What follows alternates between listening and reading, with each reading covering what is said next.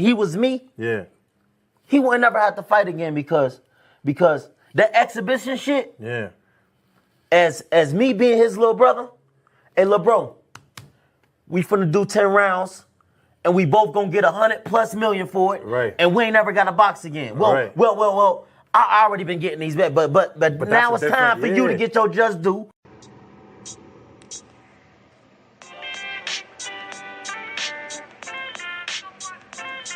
Yo, you know the deal. We back again. We never slacking. Word 'em up. Ladies and guys, whether if you drunk or you high, it's time to pay respects to the illest man alive. If you think you got a point, he'll shrink you down to size. And from there it's downhill like a slinky or a slide. Open your eyes, got a deep connection with the rise, so you might see them jump in whenever they go live. Peep it, this channel blowing up now, it's not a secret. With tons of exclusive interviews to listen to.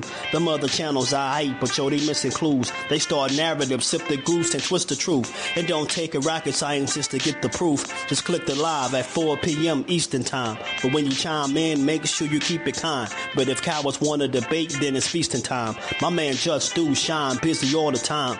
Grind 24/7, 365. Videos he might have 365. My rhyme's sick, they make you do a 365. You get a rich if you think you fit to survive. It's Jusdueboxing, time to click the live. Ain't no beginners, if you soft, you ain't down to ride. I crush you, respect too, it's Jusdu. He got the illest boxing show on the internet. The boy been a threat and he ain't even had dinner yet. Word 'em up. Yeah. You know what time it is.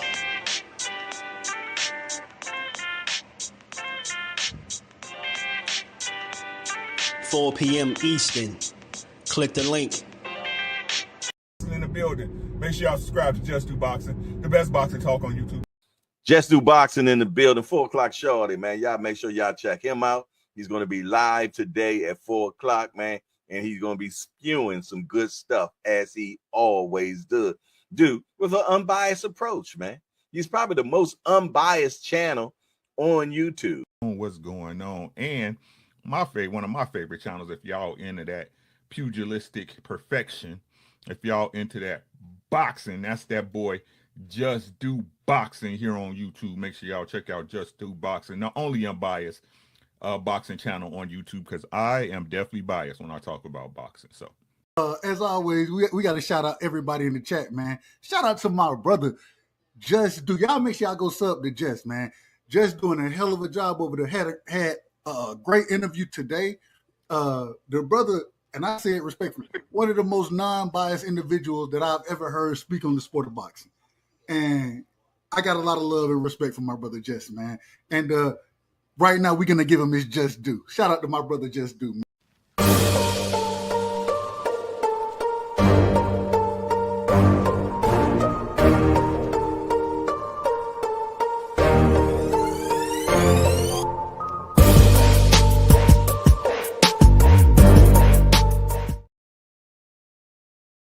What's good? What's good? Salute to the family. How y'all feeling? We back. You had to double up, spin the block, as they call it, you know, and build on this boxing, man. We grinding. Just gonna keep building, talking this good boxing how we always do. You already know. Smash the like button, sub to the channel, turn your notifications on if you're new. Say what's up and make sure you sub to the channel. Come drop a comment, say what's up to the dopest chat in the building, and let's keep having these boxing bills, man. Let's keep talking about it. So there's more to discuss, man. It is more to discuss. Shout out to my guy Mike Kirkland, man. Always good to see BJ in the building. What's good with it? Yeah, we back at it, man. We gonna build some more. We gonna talk about it because, you know, boxing conversation never ends over here. We always talking, we always building. I ain't even mean to be on 3 hours earlier, but you know, it is what it is, man. We back and we gonna chop it up some more. Samuel, what it do, homie? It's a lot to discuss, man, because you know, with the recent events between, you know, Keshawn and you know, the De Los Santos situation with Abdullah Mason essentially being thrusted in the limelight even more than what he already was, you know, with Keshawn not being able to perform, he kind of dampened what was going to be, I think, a good run for the lightweight division. I think that fight between him and De Los Santos really was meaningful. I think it, you know, I wish it could have happened, but it didn't. So he dropped the ball there, and he wasn't able to kind of make a statement on the way out. You get what I'm saying? This not the kind of statement you want to make on your way out. You know, relinquishing your title on the scale, then getting into a brawl, your brother losing the fight. You know, it just continued to get worse for the Davis brand. But just like anybody else, they human. You know, you can make mistakes. It's all about how you bounce back. But, you know, he going to have to sit on the sideline and deal with this criticism and this heat until he can get himself back in the mix. He said he was going up to 140. I think that makes the division a lot more stacked. We just seen Richardson Hitchens have a breakout performance, I think, in, you know, this past Saturday. So, you know, that's another name. That's a guy that he went back and forth with. That's a guy that he sparred with. You know, Hitchens is a guy that has options now. Not only is he a world champion, legit, with a title defense under his belt, he's a free agent, so he's no longer with Matchroom. So the possibilities are you know, are plentiful, starting to look like for Hitchens. He got a number of different, I think, options he could pursue. You know what I'm saying? You don't know who he's looking to sign to or if he's even looking to do so. But you got to respect Eddie Hearn. He got a lot of flack for not being able to move, you know, fighters a certain way. But you gotta really, when you look at Hitchens, and I was saying it earlier, how he climbed out the gutter of the Mayweather Promotions brand and he came out on top, man. They kind of missed one. I think that was a diamond hitting in the rough. I mean, just a really good, talented fighter, bro. Like, and they missed it, and Eddie Hearn picked him up. He was inactive. Not only did he fix that problem from him being inactive, he got him paid. He got him the right kind of fights, and he guided him to a world championship, if you're being honest. He helped him out. He got him where he needed to get him, got him a title defense, you know what I mean, in front of his people. He was able to show out, and now we got, you know, a real player, I think, at 140, where a lot of people going to pay attention to him now, Richardson Hitchens. So got guys like Keshawn talking about moving up. That's a good fight for him. This lightweight division is still moving, right? You know, it's unfortunate Keshawn wasn't able to stamp his spot on the way out, but there's water under the bridge now. I'm pretty sure he just putting together a comeback plan, and I'm expecting it to be at 140. But in the meantime, like I said, still got a couple meaningful fights in the lightweight division coming up. What more to come? So this lightweight supremacy thing is real, man. It's gonna be real fun, I think, to see who could, you know, kind of separate themselves from the pack by whether it be a performance, you know, whether it be a particular opponent, a unification, whatever it is. You know, I want to see it. I'm here for it, man. It's too much talent at the lightweight division for these guys not to mix it up. And with Keshawn no longer being a champion there, like I said, that opened the door wide up for Abdullah Mason. And he's right there. You know what I'm saying? Shout out to Dink. What's good with it, homie? Cal Cool with blessings, family. How you feeling? I'm trying, man. Just grinding, man. You know what I mean? Your boy, we about to move very soon, too. So, you know, we just going to grind. Dink. My guy, what it do, man? Boxing MVP this year. I appreciate you, bro. Dante's Boxing Talk, my dog. What's good with it? Jordan, what's good, homie? And he trying to freeze Hitchens out. Shout out to Jordan. Ghetto Fab, what's good with it? Can't wait to see these dude Mason and Tank fans fall out. Hell yeah. I mean, you know, the good thing for them, Dante, I think he kind of definitely missed the bus in terms of being a guy that Tank would truly consider fighting, I think, just because of the class he in. But, you know, the conversations sort of change when a guy is able to make himself a world champion, right? So it's going to be interesting to see once he gets it on with Sam Noakes, how everything play out, how people start viewing him. But you already know what fight they're going to call for the minute he win a title. We already know what that is. But it's gonna be interesting to see who could possibly unify, mix it up, step in there with one of the other champions. This is what I want to see. I mean, there's no reason for us to have 4 champions in the lightweight division and none of them fight each other. There's no reason for us to have all of these, this world-class talent, this top-tier talent at 140 pounds and none of them fight each other. You get what I'm saying? So I'm just here to have a real good conversation about these fights that need to happen, that's up and coming. We just going to enjoy it, man. I'm here for it, but I'm telling you, man, this is these next few months is going to be really interesting because, fights are being made, champions are being crowned, new champions. Like, it's looking good for the sport of boxing. And these young guys, man, this new young crop of talent, the Abdullah Masons of the world, the Emiliano Vargases of the world. And don't forget, y'all, while we talking, Emiliano Vargas is up at 42, bro. And he nice. He gonna put his name in the mix because they keep him active. I mean, he constantly getting a fight. Every time you turn around, Emiliano Vargas fighting. So he's up at 140. Don't forget that. He slipped up out at 135 and went to 140. This is going to get really interesting these next few months, man, for sure. And I can't wait to see how it all play out. I just want to see boxing do right and make some of these fights, man. I know we can't get them all because that's just how it go, but there's no reason why we can't see some of these fights. Shout out to my brother Mike Kirkland, always supporting the grind.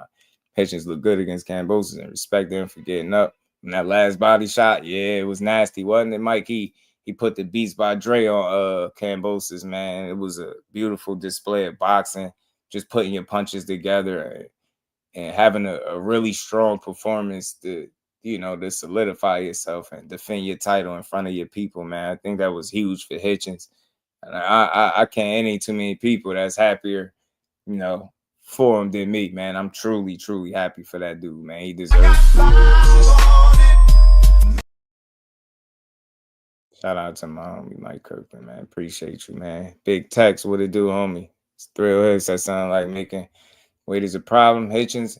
And I think what it is with him is like he made the weight better this time around, right? But I think ultimately what his issue will be if he's continuing to fight at 140 pounds with that IBF strap without it being a unification, he's going to have to deal with that rehydration. So it's going to be, interesting to see how it shake out. And if that just makes him decide to go up to 140 if he can't get a unification, because his mind is in the right place. He's talking about Teofimo.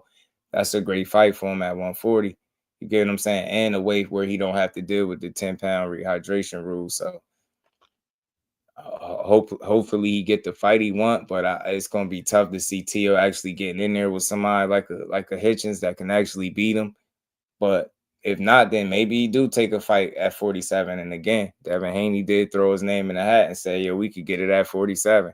Him and Bill, Richardson Hitchens and Bill Haney been going back and forth, exchanging words and insults or whatever. So I'm here for that fight if they can make it. You know what I'm saying? I really am. Tell you what's good with it, fam. So I don't know if Emiliano, these other people level. I feel you. I don't know how much of him you've been able to see, but he one of them ones, Tay. I think he's gonna be one of them ones. I see some special things about Emiliano. I ain't talk no fights. I know Thrill, man. I know what you used to, bro. But I'll just urge you to consider the fact that social media is present, right? It's the social media era where these guys grew up with that like a tool. So you're able to see way more talking than you do fighting, right? It wasn't like that before. Without the presence of social media, it's a lot of stuff we wouldn't be knowing what they're saying. So I take the good with the bad. It's not all bad, but I understand what you're saying. But just understand you're going to see more of it simply because of that social media tool. And it just gives you the opportunity to say whatever you feel, whatever you're thinking in seconds, right? Boom. All it takes is little presses of the keyboard and you know what I mean? You can get your thoughts out. So that's all, but I it's not all bad. You know what I mean? It's not all bad. Drake, what it do, homie? How you feeling? You already know, man. I appreciate you, man. Shout out to you. And shout out to everybody that continues to pull up and rock out with me, man. We building again. This is the second live of the day, and we're going to keep it rocking, man. So Shakur about to be ducking Mason real soon. You already know. Mr. Empire, what it do?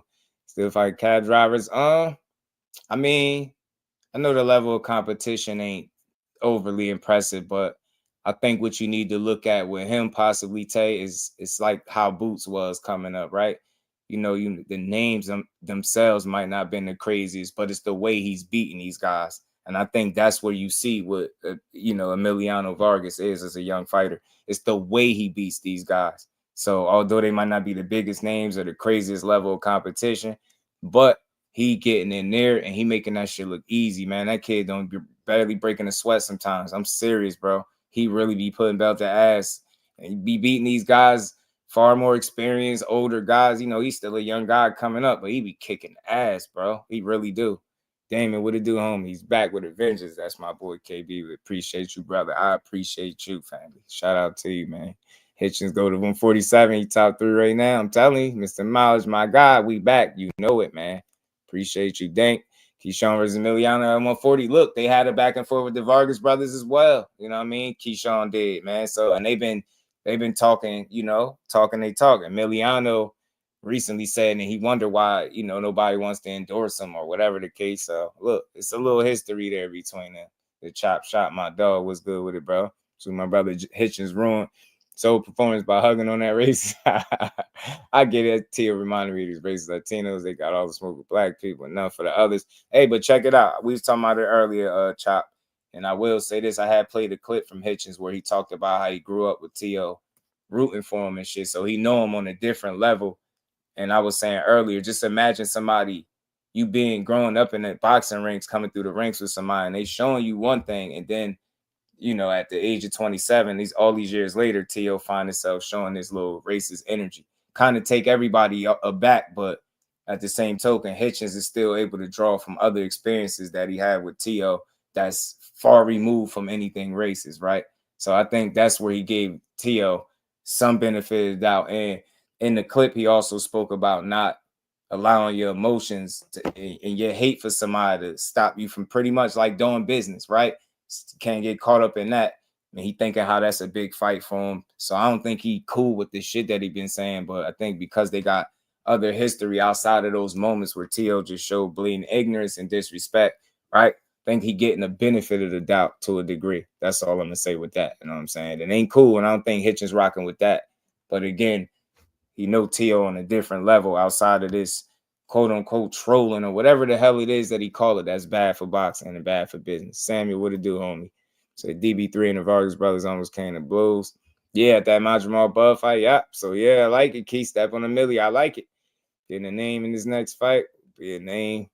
A no-name tune-up. Yeah, I don't think it's going to be nothing crazy, though, if he's, welcome to 140. You know what I'm saying? If he's coming up to 140. Think they'll guide him. You know what I'm saying? They'll find somebody for him to fight. But at the end of the day, he is a top fighter. He was just a champion in a weight class below, despite relinquishing the title on the scale. I think that got to count for something. So it ain't like they got to babysit Keyshawn. They ain't got to slow walk it. Maybe you get him a welcome to the division fight. That's reasonable, man. Maybe one or two, but one at the least, man. I could see that. And then, you see what fights make sense, man. Keyshawn ain't got to be babysat. You ain't got to hold his hand. He built it, man. Just keep grooming that talent that he is. He made some mistakes, and he got to make up for them. And there's no doubt in my mind that he going to do what he need to do to get back on the right side of things in boxing, right? He got his brand, got his family started, he got his brothers that's counting on him, continuing to carry that torch for DB3 because he's the furthest along in his career. Like I say, he the one that made it to be a world champion first. So it's a lot to be expected of Keyshawn. So, I'm gonna definitely be looking for his comeback. You know what I'm saying? I know he's gonna be smart about it. And he ain't got no choice, right? The eyes are on him. Everybody's looking. You left a bad taste in people's mouth. It's never good when fans are asking for money back. So it's a lot that he got to deal with, rightfully so, because it's a situation he calls, right? And maybe he didn't intend for it to go like this, but at the end of the day, it happened. And it's all about responding to that adversity and making the right decision for yourself, for your career, for your people, so on and so forth, man. I got faith in the younger. You know what I mean? He's made a mistake before and bounced back very well. There's no doubt in my mind that he can do the same. But you gotta stay locked in, gotta stay focused. Just got to. Shout out to the Queen, Lisa. How you feeling today? It keeps Sean tighten up. He would be forced to be reckoned with. Yeah, for sure. He still didn't apologize. Yeah, it's the only part I hate, Dre. I do hate that for him because I think just for what it's worth, he just could have got out in front of it to a degree and just called it what it is. You know what I'm saying? So I wish he would have done that. You know what I mean? I would have been a fan of him just issuing an apology, like, because his brother did it. It ain't take much, even if he would have tweeted it. But with him being that he's I think the leader of the brand, respectfully, right? I think it wouldn't hurt to do a little 2-minute video, whatever the case, minute video, just, speak your piece briefly. Let the people know, like, you understood the magnitude of the situation and how it may have affected people that was rocking with you. You know what I mean? It's because you're not too big to say that. And I think that makes you a better fighter and a better man. The hell with a fighter, I think that makes you a better man. And it shows people, at least for the short term, and until you're able to get in there and continue to prove yourself, that your head is at least in the right spot and you're aware of the situation. So that's all. I would wish he would do that, but it almost seems like maybe he's still going to do it, maybe at a later date, maybe at his own time, or maybe he'll just bounce back and just try to fight his way through this situation. I don't know. But winning always cures things, right? They still going to critique him because of the lack of accountability that he held with no statement or nothing, right? So it's always going to be people that's going to be on him for that, and I get it, but it's all about what he does. What he does is always going to matter more than what he say. So I'm banking on him to come back and make the right moves moving forward and allow his career to get right back on track. Shout out to Tay. Yeah, I seen it. Keith Cologne. Big shout out to Keith Cologne. Shout out to Jersey. Shout out to North, man. Keith Cologne fought on that OTX card, and he definitely showed out. Second round TKO. Impressive. He just continued to win. 6-0 now, 6 KOs. Shout out to Keith and his pops, man. Y'all doing y'all thing, and we watching. I seen it. Yeah, definitely. He kicked some ass. Shout out to Rajan Chance. That's East Orange, New Jersey. He went out there and did his thing. You know what I'm saying? Manuel Chance to be fighting this weekend. You get what I'm saying? Shout out to Zaquid Moses. He went out there and showed out. Jersey really got a lot of talent, and they really getting the light shined on them. I even heard one of the announcers say this Jersey style. Like, he mentioned something like a Jersey style. I thought that was dope to hear, man. So big shout out to everybody in Jersey that's putting on. To Lil Cole getting that get back in blood. Man, Jersey having a really good run, man. Making some really good moves, man. And Raymond Ford got Anthony Kakachi coming up next. It's a lot of good fights, man. A lot of good fights for these for this Jersey talent. And they showing out. I'm not gonna lie, bro. They showing out. They are showing out, man. Yeah, Moses is sharp. You could tell who he worked with. Well schooled. He's very comfortable and poised. He pick his shots well. Man, he got good vision, just like his big cousin. I see it, bro. He got really good eyes, punch placement, all that stuff, man. Very smart. He know when to turn it up. He don't waste punches, but he let his hands go at the same time. He be right there in the pocket, catching and shooting, slipping shots, walking this guy down, pressing you. Good jab, good stab to the body. Fundamentally and technically sound, man. I like it, yo. Really good balance. I'm telling you, shot selection is on point, man. I like Moses a lot, man. I like what I see from Moses. Ain't East Orange the country version of North? Damn. He says the country version of North. That's new. I never heard that one before, Tay. So at least I don't know if it's true or not, but I heard for legal reasons, Keshawn should not say anything. Now, I think it's truth to that, Lisa, because you did hear about some legal matters or something possibly being part of the situation. So, yeah, I did hear that he was told not to make a statement. Yeah, so you're right. Right, I did hear that. I did. So you're probably right. That's probably the reason for it. And they're going to handle what they need to handle. I think when the time is right, he probably come out and speak. But in the meantime, people are going to be all on his back for taking his time, so it seemed. But like you said, for the ones that's paying attention, yeah, that was out there. That was something that was mentioned. He was encouraged not to speak for legal reasons, right? Ongoing matter. So it'll sort itself out. And in the meantime, as long as he don't get himself in trouble and he's completely mentally aware of everything that transpired and you know, just the situation overall, he'll be straight. You know what I mean? And it's all about doing from this point on and making sure you don't do anything that move yourself backwards, bro. So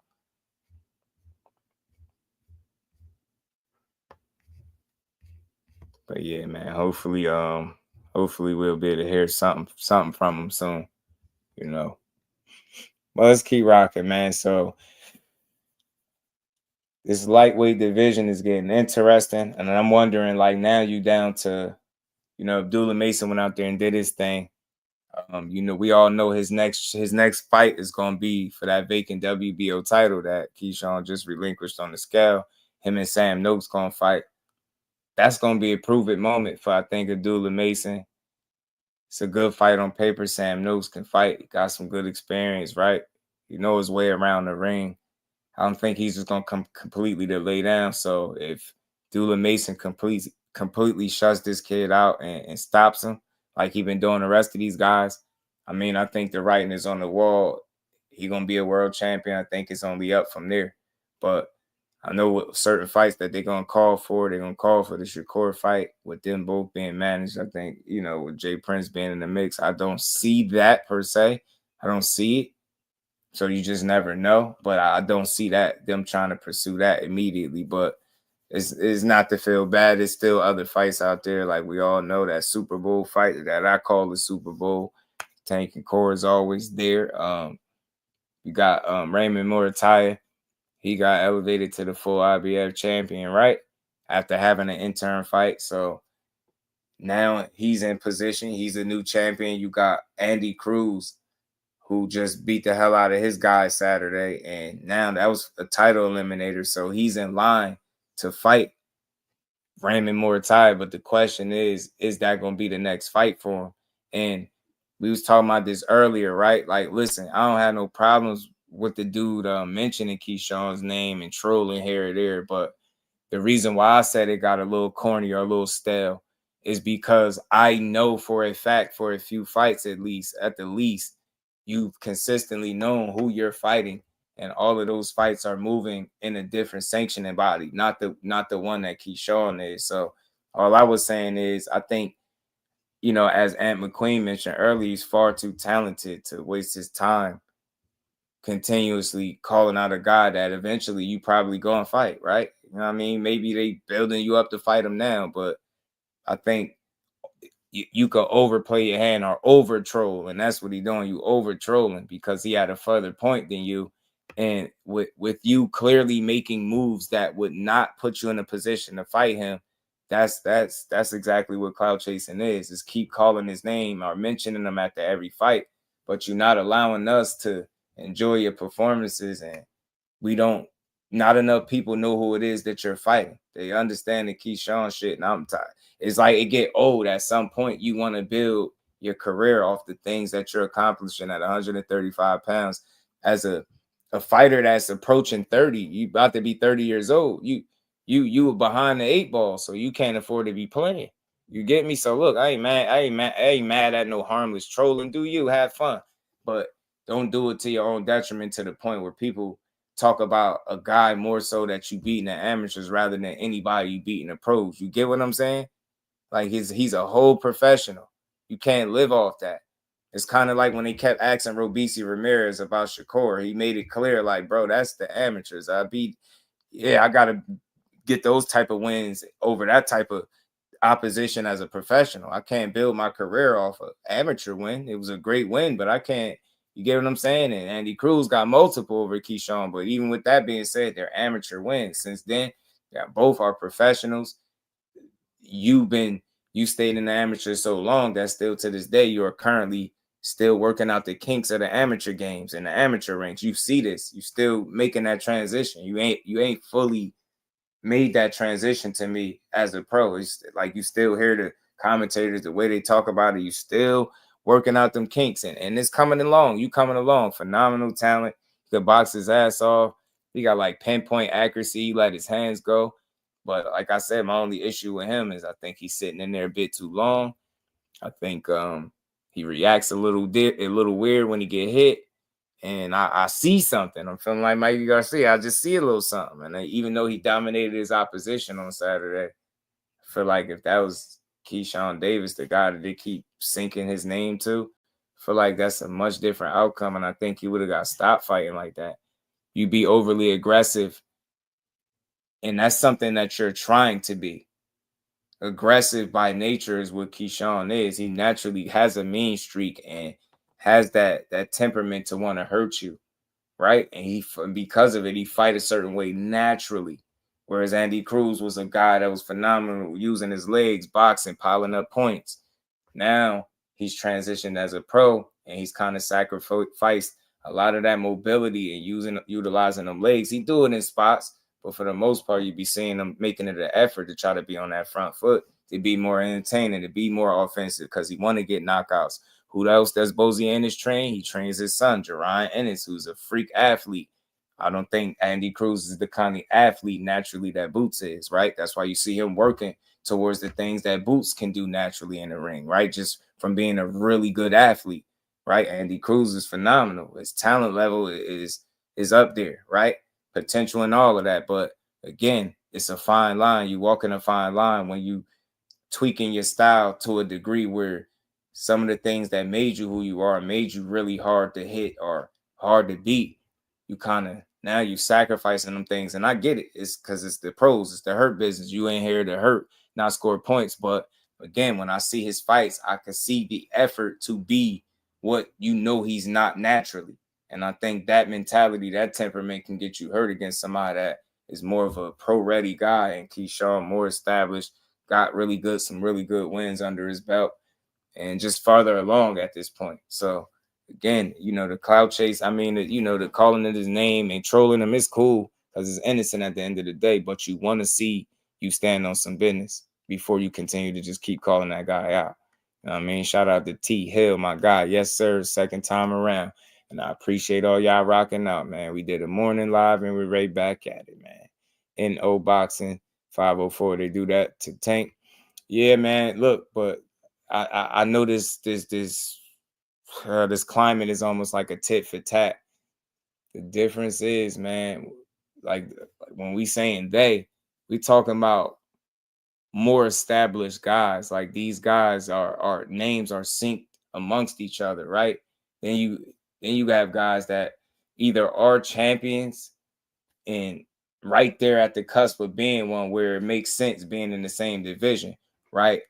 And again, when you talking to a Tank Davis, that's a much different than an Andy Cruz. He can't make his fights. The guy that he's calling for is not making his own fights. So the situation, to me, I get it. It's similar because, clout chasing is clout chasing. But I think when it's so blatant as what it is, when you personally have fights lined up and you keep mentioning this guy and how you want to fight him, but are you going to fight him, but you're not moving in that direction? If you really wanted that, you could have positioned yourself within the WBO and you could have been in the position that Abdullah Mason is in. Get what I'm saying? Or working your way that way, but instead you're going to IBF route, which I have no problem with. But that's all I'm trying to say. And I'm not mad at it, but I just think for me, I just want to see him build off of the performances that he putting out because he had a damn near flawless performance Saturday. So that's what I'm saying. I want to be very clear. Do your thing. Call out who you want smoke with. Do your thing by all means. Have fun with it. But don't do it to your own detriment to the point where Keshawn Davis' name is overshadowing anything you're doing as a pro. And it gets to a point where what is that really saying about you if your best wins is against a guy in the amateurs? You get what I'm trying to say? I think it's time for that man to allow his talent to speak for itself. Like, yeah, we get it. Every time you fought Keshawn as an amateur, you beat him. People are never going to forget that. Then you just don't let him. At the same token, just keep putting in the work that's going to move you there. But like I said, at the end of the day, I'm not crying about it because I think he's just having fun with it. And he knows it's a certain audience of people that he either pissing off or making laugh. So to him, it's all good. You know what I mean? Because obviously when he seen Keshawn, he wanted to shake his hand. So it's all, I think it's all competition with Andy Cruz. But I just want to see him build. I hope I'm being clear. I just want to see him build his name off of those performances like he had Saturday. You get what I'm saying? Kicking ass on the way to working yourself to that Keshawn Davis fight, if that's really what you want. But it's gotten to the point where he's called his name so much, people like, well, why Keshawn ain't fight him? And you forget he can't make his fights, and they're not in that sanctioning body. That's why, or ranked in the sanctioning body where Keshawn was at. That's why I bring it up, because the way people start treating it after a while, he keeps saying his name, they'd be like, well, why won't he just answer him? He don't want that Andy smoke, or he running from Andy. And I'm like, yo, neither guy is running from neither guy.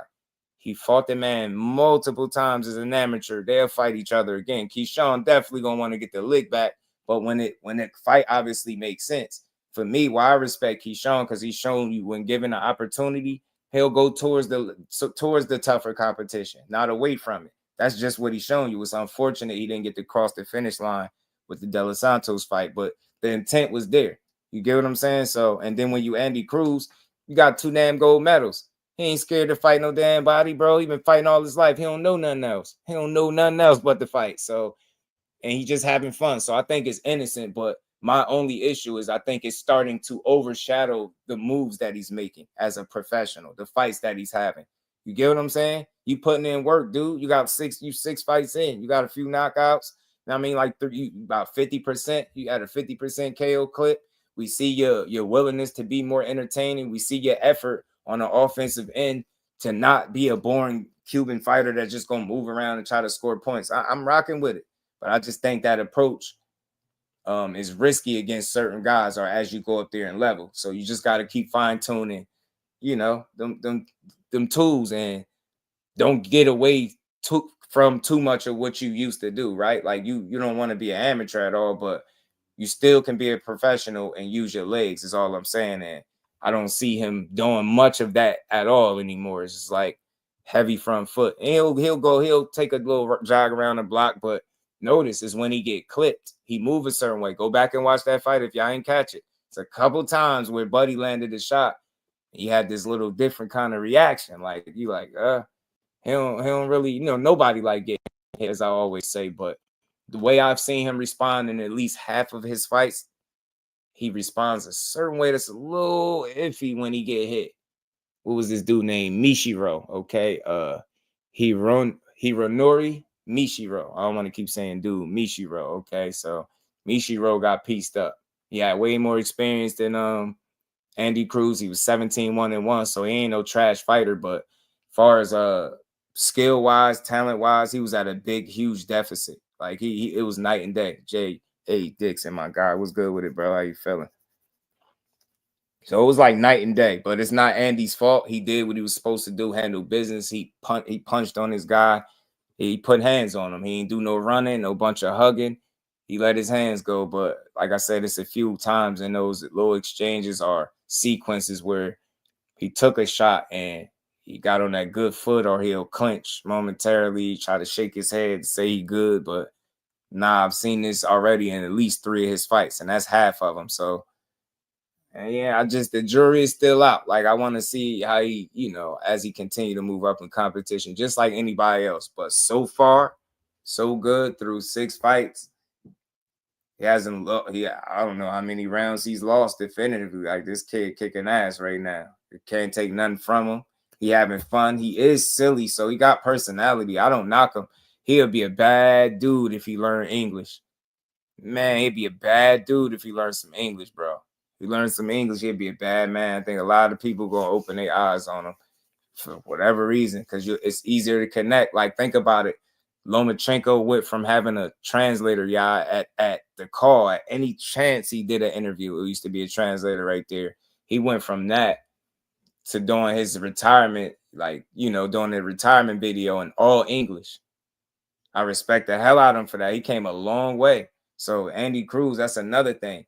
I'm just saying, I ain't saying don't troll Keshawn and have fun with that. I ain't being sensitive that way. But I'm saying just keep in mind that you do want your performances, though, and the things you are doing as a professional to overshadow any damn amateur win, gold medal or not. Because now that's the thing of the past. You gotta keep building now. So let's talk about how bad you beat Mishiro ass Saturday. Not how, Keshawn, I'm gonna fight him. Now you not fighting Keshawn next. I hope you fight Raymond Muratalla, because that's where you position that. But that's all I'm saying. So don't say it to the point where it overshadows the work you putting in. You putting in some work, bro. You can fight. Andy Cruz got hands, dude. He got hands, man. You hear me? That dude got some hands, and I don't mind watching him fight. He get in there and he can go. Got a good motor on him, bro. He let them hands go, places punches well, good combinations, right? You know what I mean? He's solid defensively, but he ain't really have to be so defensively sound because of what's coming back at him. Like, dudes don't seem like they be really feeling like or operating like they can win. He be shutting these guys down. So I like it, man. He gonna keep building. He gonna keep winning. He got, like I say, he got personality. He's a silly dude. He always smiling. I support Andy Cruz. I rock with him. I don't dislike him and none of that. I don't care about him calling out Keshawn or beating him. This is part of the game. You could call people out.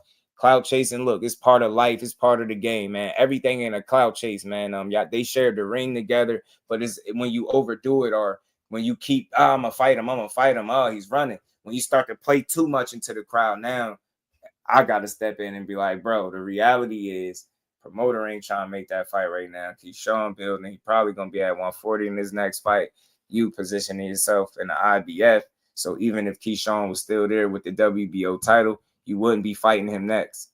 You're not ranked in that sanctioning body, and that's intentional. Not saying you're running from him, but that's not your immediate plan. You're going in another direction. But the whole time, like, yo, look at this. I'll fight him. I'll beat him up. He's not trying to fight me. See, you start to do too much. So that's all I'm saying. That's my only issue. Other than that, rock on, do your thing, keep winning these fights, keep on learning the game from Bozy.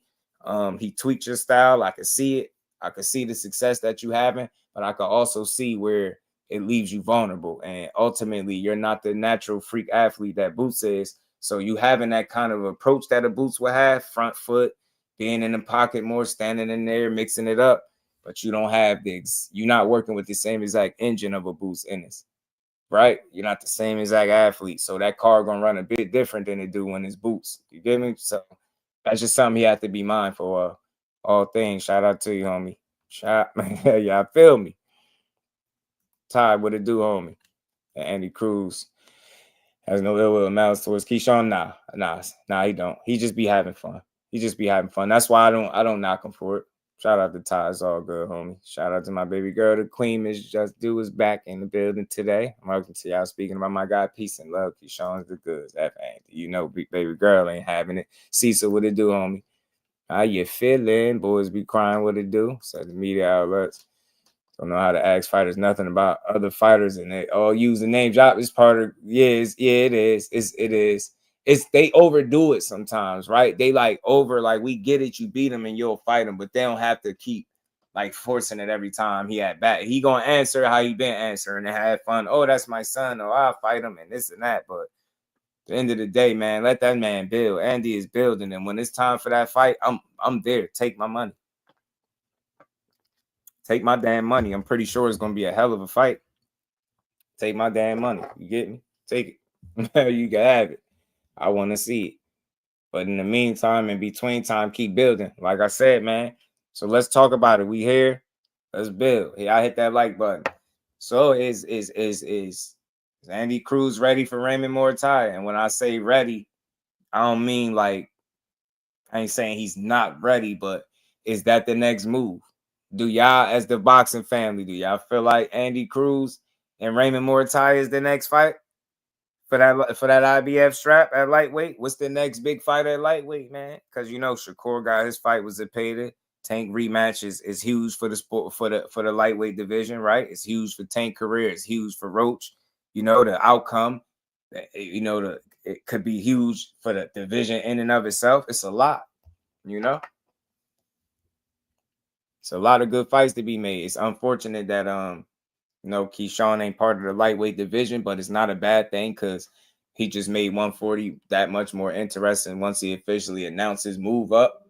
And then you got the rest of 35 that's cooking, man. You got different champions. You got Abdullah Mason about to fight for the title. Between him and Sam Noakes, we're gonna have a new champion there.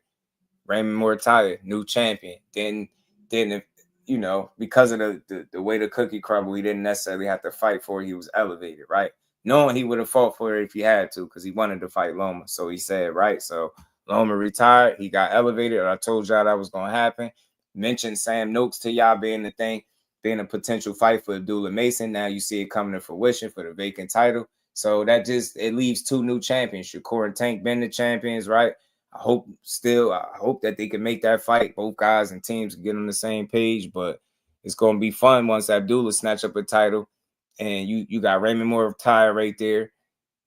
Andy Cruz is right there. Is he going to fight him? I think so, bro. I think so, Tay. I think I'm going to call it. J-Walk was good with it. They got to fight. Star fights that you see Bill and T.O. go at it. Where at? Was it Twitter or something, Bill and T.O.? I don't know if I seen anything new from them. Bill be antagonizing and pissing off the community, bro. He be having these dudes hot up under the collar. It should be Raymond next. I think so too. It should, man. I think it's the next fight. Now, look, I like what he been showing me, but he'll be going into that title fight with 6 fights. With Raymond Muratalla, like damn near 20 fights in or so. Something like that, close to it, 19, something around there, 18, 19 fights. So be a good one. Roach was good. He said, I really hope Cruz can beat Muratalla. Yeah, man, it's going to be an interesting fight, and it's not going to be easy for him, Roach, because Muratalla is, he got some experience, right? He got some solid punching power. He's well schooled by Robert Garcia. So there's something there. You'll have Robert Garcia versus Bozy, as far as in the corners go. That'd be a good battle of the minds. You know what I'm saying? Bozy training his guys to kick ass. You know how they come in with Robert Garcia, much of the same. Raymond Muratalla is a young guy, fresh champion. Like I said, anything could happen in that fight. It could. Andy Cruz is very talented, man. But him fighting, I don't know, that dude Mishiro, man, I just wasn't impressed with the way the dude stood there and just got drilled with shots. It's like he was cool getting punched in the face, like he didn't get the memo that you're supposed to get out of the way. Bro would not get the hell out of the way Saturday. Yeah, I was like, what is? Yeah, he in a rush to get a concussion. It's almost like he woke up. He trained for this fight, and his sole purpose was to get a concussion at some point in the fight, because he made for sure that was almost a real thing. I was like, Buddy was getting his ass handed to him, man. Handed to him, bro. I was like, man. Think Muratalla is a waste? I don't think so. I think Muratalla is a good young fighter. You know what I mean? Still got something to learn, still learning, right? But I think he's talented, yo. He's good, right? I don't expect him to be an easy win if they fought at all. And again, with the way Cruz tends to react when he get hit, it'll be interesting to see how he deals with Raymond Muratalla. Raymond Muratalla can crack a bit. He don't look like the smallest of lightweights either. You know what I'm saying? So be a good fight. Bill had Lenny ready to crash out. He picked the chair up to throw it. Yeah, Abdullah and fax machine in the building. It was good, my guy. You got Andy. I ain't mad at it. Muratalla is food, in my opinion. Yeah, I mean, look, he could be behind the hands TV. What's good with it, Brody? Said, my opinion for Andy, lead opponent next, or you bullshitting out here? Hey, man. Hey, talk to me, Dub. What you think, man? Hey, Dub, talk to me, my guy. What's the chances? What you think? What you thinking about this Muratalla? I want to know what y'all think today, man. We pop back up. We building. Talk to me, man. Y'all think Muratalla and Andy Cruz could be the next fight? Rob, what it do, homie? His neck was placed in cement. You stupid. You a fool. Japanese guy was turning sideways in the ring. Wasn't he, Dante, getting drilled, bro? He was getting his ass handed to him, wasn't he? He was getting punched on, dude, like something crazy. That shit did not look good at all. I was like, bro, grab him and hold him, do something. Like, slip a punch, block one, put your hands up. Like, he was getting punched and just kept getting punched. It's like it started looking like a video game when you don't know how to defend yourself. First time you start playing the game, you can't block nothing. You don't know how to block. That's what he was trying to figure it out. Like, this boy was getting drilled, man. I was like, sheesh. Andy Cruz was hitting him with everything, bro. Kitchen sink, bathroom sink. You get what I'm saying? He was kicking his ass, man. Fly frequency, my dog. What's good with it, bro? Ain't more time will have a voluntary defense. That makes sense, though. Next before it's mandatory versus Cruz. That makes sense. That makes sense. Shout out to my baby girl, the queen, Miss Jusdueboxing. I see you. Matchroom did not do a good job with matchups on that card. Yeah, I mean, I guess when you know, their guys won, so I guess that was like the biggest goal, right? Is to make sure guys went out there and got wins. Lee, what it do, homie? I guess that was the biggest deal, right? Making sure these dudes went out there and won their fights. But you know, and I get it. Mishiro was ranked wherever he was at, so it was a title eliminator, and I understood he had to get it out the way, right? But I just was so unimpressed with how he stood there and received that beating. That was different, bro. He was cool with getting drilled and punched on. I was like, sheesh, man, block, do something, get out the way, take a jog around the block. Use your legs, do something. He wouldn't do anything to get out of the way of nothing, bro. He was just getting punched on. I'm like, sheesh, this is looking bad, man. Head up, yeah, hands down. Like, he was just like, just getting, I was like, bro, what the hell? What are you doing? Bro, concussion protocol. Like, that's all I'm thinking. Like, I know they're going to have to make sure he good after this. They're going to have to make sure Buddy good. All them damn unnecessary punches to the head. Just clean shots. I don't give a damn how hard somebody don't punch. Don't flush shots like that coming in combination. Put it boom, boom, boom. 8-ounce gloves. Ain't nothing cool about it. He was tattooing his ass. He lucky Andy wasn't no big ass puncher, bro. He would have damn hurt that kid. Dude was out. He was outgunned bad, outgunned, outclassed, outskilled, out everything. Like he out everything. He was getting beat to hell. I was, oof. He went out like Yoshino, probably worse. Yo, Tay, I think he might have went worse, man. I think that was worse than that. Man, he kicked his ass something crazy, y'all. He really did. BN Boxing News, what's good, homie? How you feeling? Shout out to the homie BN. Shout out to my baby girl. I see Rock'em Sock'em Robot. He was robotic and his head stayed on the line right for the slaw. I was like, dude, like, boom, boom, boom, boom, boom. It was just like he just eating punches. I'm like, bro, is your batteries dying on your remote? Like, bro, you can't move. Like this fighter come with no defense, huh? Like you, bro, his defense was on nothing. It's like somebody turned the sliders all the way down on his defense, and that's just what we got. He was getting smoked out there. I know his damn team was like, bro, you gotta do something, man. You gotta do something. That just wasn't bad. But look, shout out to Andy. He went out there and did his thing. Outside of the way I think he takes punches when he actually do get hit. And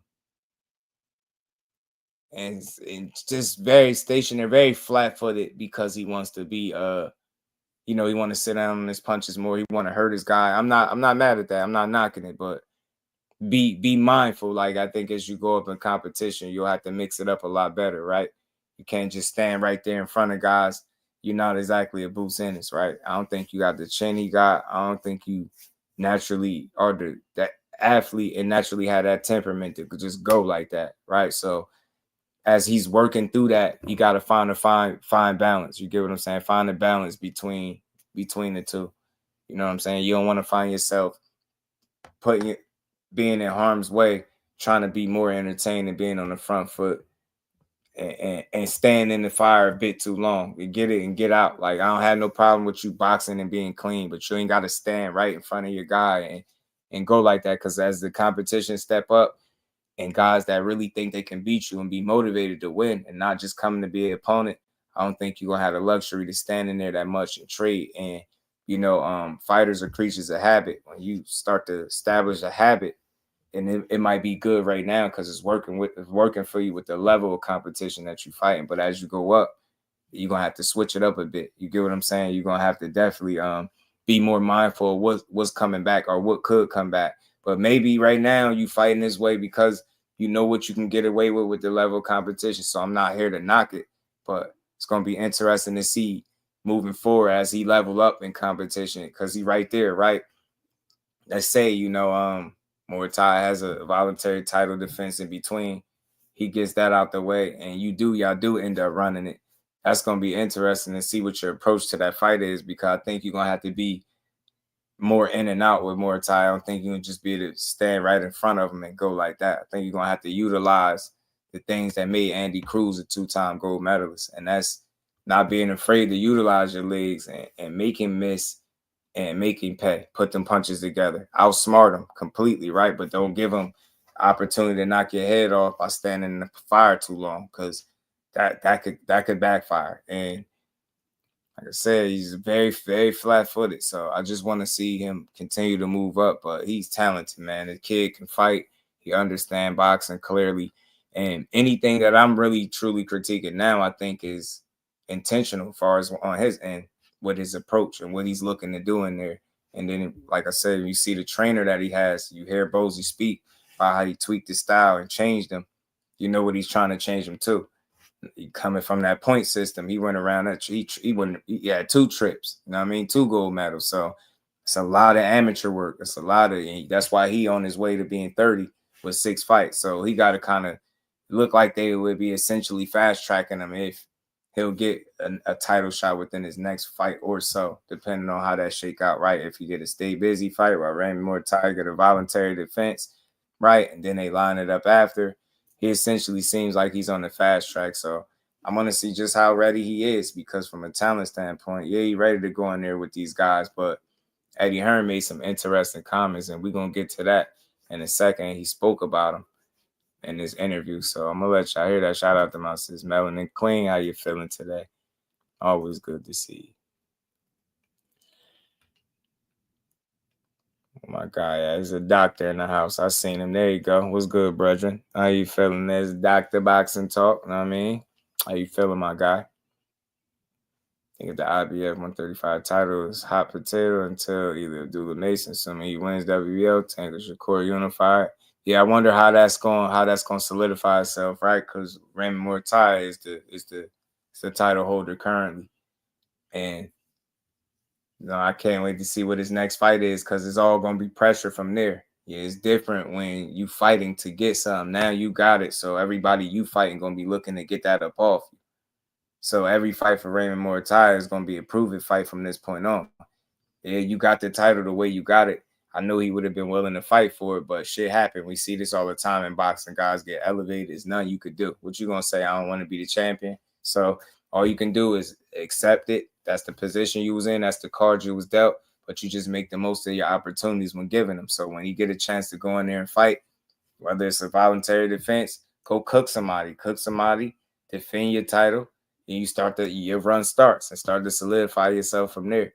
And if you fighting a young guy he ain't young, but if you fighting a inexperienced to a degree on the pro ranks, like Andy Cruz will be having 7 fights, coming in there with 7 fights, 8 fights or something to that degree. You gotta try to cook him. But he got a lot of experience, man, in the sport of boxing, and you can see it. You know what I mean? Andy Cruz really could fight, so he can box his ass off. So that's a fight that I'm looking forward to. I didn't necessarily see it coming to fruition, but I didn't think the cards was going to fall the way they did. But obviously, Abdullah Mason going to fight Sam Noakes, that's going to be a great fight. There will be a new champion there. And my question is, if Andy Cruz and Raymond Muratalla runs it in the next fight or so, is there going to be another champion there? Who going to win that fight? Is Raymond Muratalla really ready to make a title run, or is he going to just show us that he was a title holder? Is Andy Cruz 30 and tired of the shit and ready to, submit himself at 35? Because I feel like once you a champion, man, it's only up from there. About the absolute best. So Andy Cruz, we talking about a dude that ain't got 10 fights. He wouldn't even have 10 fights as a champion. So just think about that. He'd be very, very young. And like in terms of number of fights, just inexperienced as the champion, right? So that'd be crazy if he could find a way, if he get in there with Muratalla and beat him. Yeah, maybe you can pursue Muratalla unification. I like that, Dub. I like that because remember, it was conversation about them fighting, and for whatever reason, it wasn't on the table immediately for either guy. So, at the end of the day, yeah, it's a great fight. I like what you're thinking, bro. I like your thinking right there. Andy turned pro at 28, right? And he 29 now, closing in on 30. I mean, the butcher was good, homie. So, yeah, he got to get a rush on it. And I can understand why they be fast tracking him. I get it completely. I get it. You know what I mean? Elisa was good with Andy Cruz. Also crushes Corey Stevenson. No argument, Elisa. No argument, bro. If that's how you feel, no problem, bro. For me, just got to keep proving it. He got all the talent in the world, but he got some kinks that he's still working out.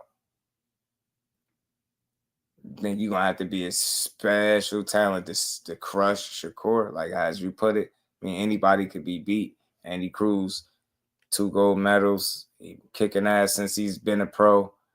He don't really have close fights. He had a couple moments where you could critique here and there. It's just like any fighter. Look, he's sharp. He's nice. I mean, but I think it's Shakur just far more established and proven than him. So it would be really hard for me to see him crushing him per se. But could it still be a good fight, competitive fight? Absolutely. Andy Cruz ain't no poop putt. He ain't no pushover, right? So I think the only thing for him is getting the right fights and the right pro experience, and you know, when being faced with the biggest challenges and best opposition, being ready for those moments, like being equipped and ready to go as a professional, having the right experience, right, to go out there and win these big fights.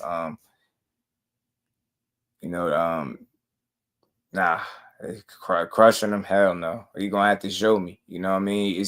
I haven't seen enough of him to say that. Because if you ask me right now, even with all the amateur wins that he got, the 2 gold medals, all the wins he have over Keshawn, the way they fight as professionals, to me, it makes me lean toward Keshawn as a professional beating him. And I can tell you why. Like I said, Andy Cruz is trying to beat what Keshawn is naturally to me. You know what I mean? He's naturally a mean guy that'll come forward, control the pace of the fight, pick the right shots, and beat you up. Like he'll put hands on you. You know what I'm saying? And not utilize a whole lot of ring movement, lateral movement, and just he don't utilize the whole ring like that. Keshawn come to the boxer, puncher, fight to a degree, right? He gonna mix it up. So Andy Cruz, you see him doing the same thing. But if you look at the way he fought as a Olympian, he utilized them legs, and that was one of his best assets and attributes, right? Just utilizing them legs, being slippery, hard to hit. All I'm saying is I've been seeing him abandon a lot of that in effort to be this front foot dominant, more impressive, more offensive, hurtful guy. He want to hurt you. I'm not knocking it, but it's a fine line, and he's still at the point where he's learning it. So you got to balance that. You going up against a Muratalla, it'd be smart to balance that. I think Muratalla got some solid cracks. You know what I'm saying? I think he could punch pretty good with both hands. Disciplined fighter.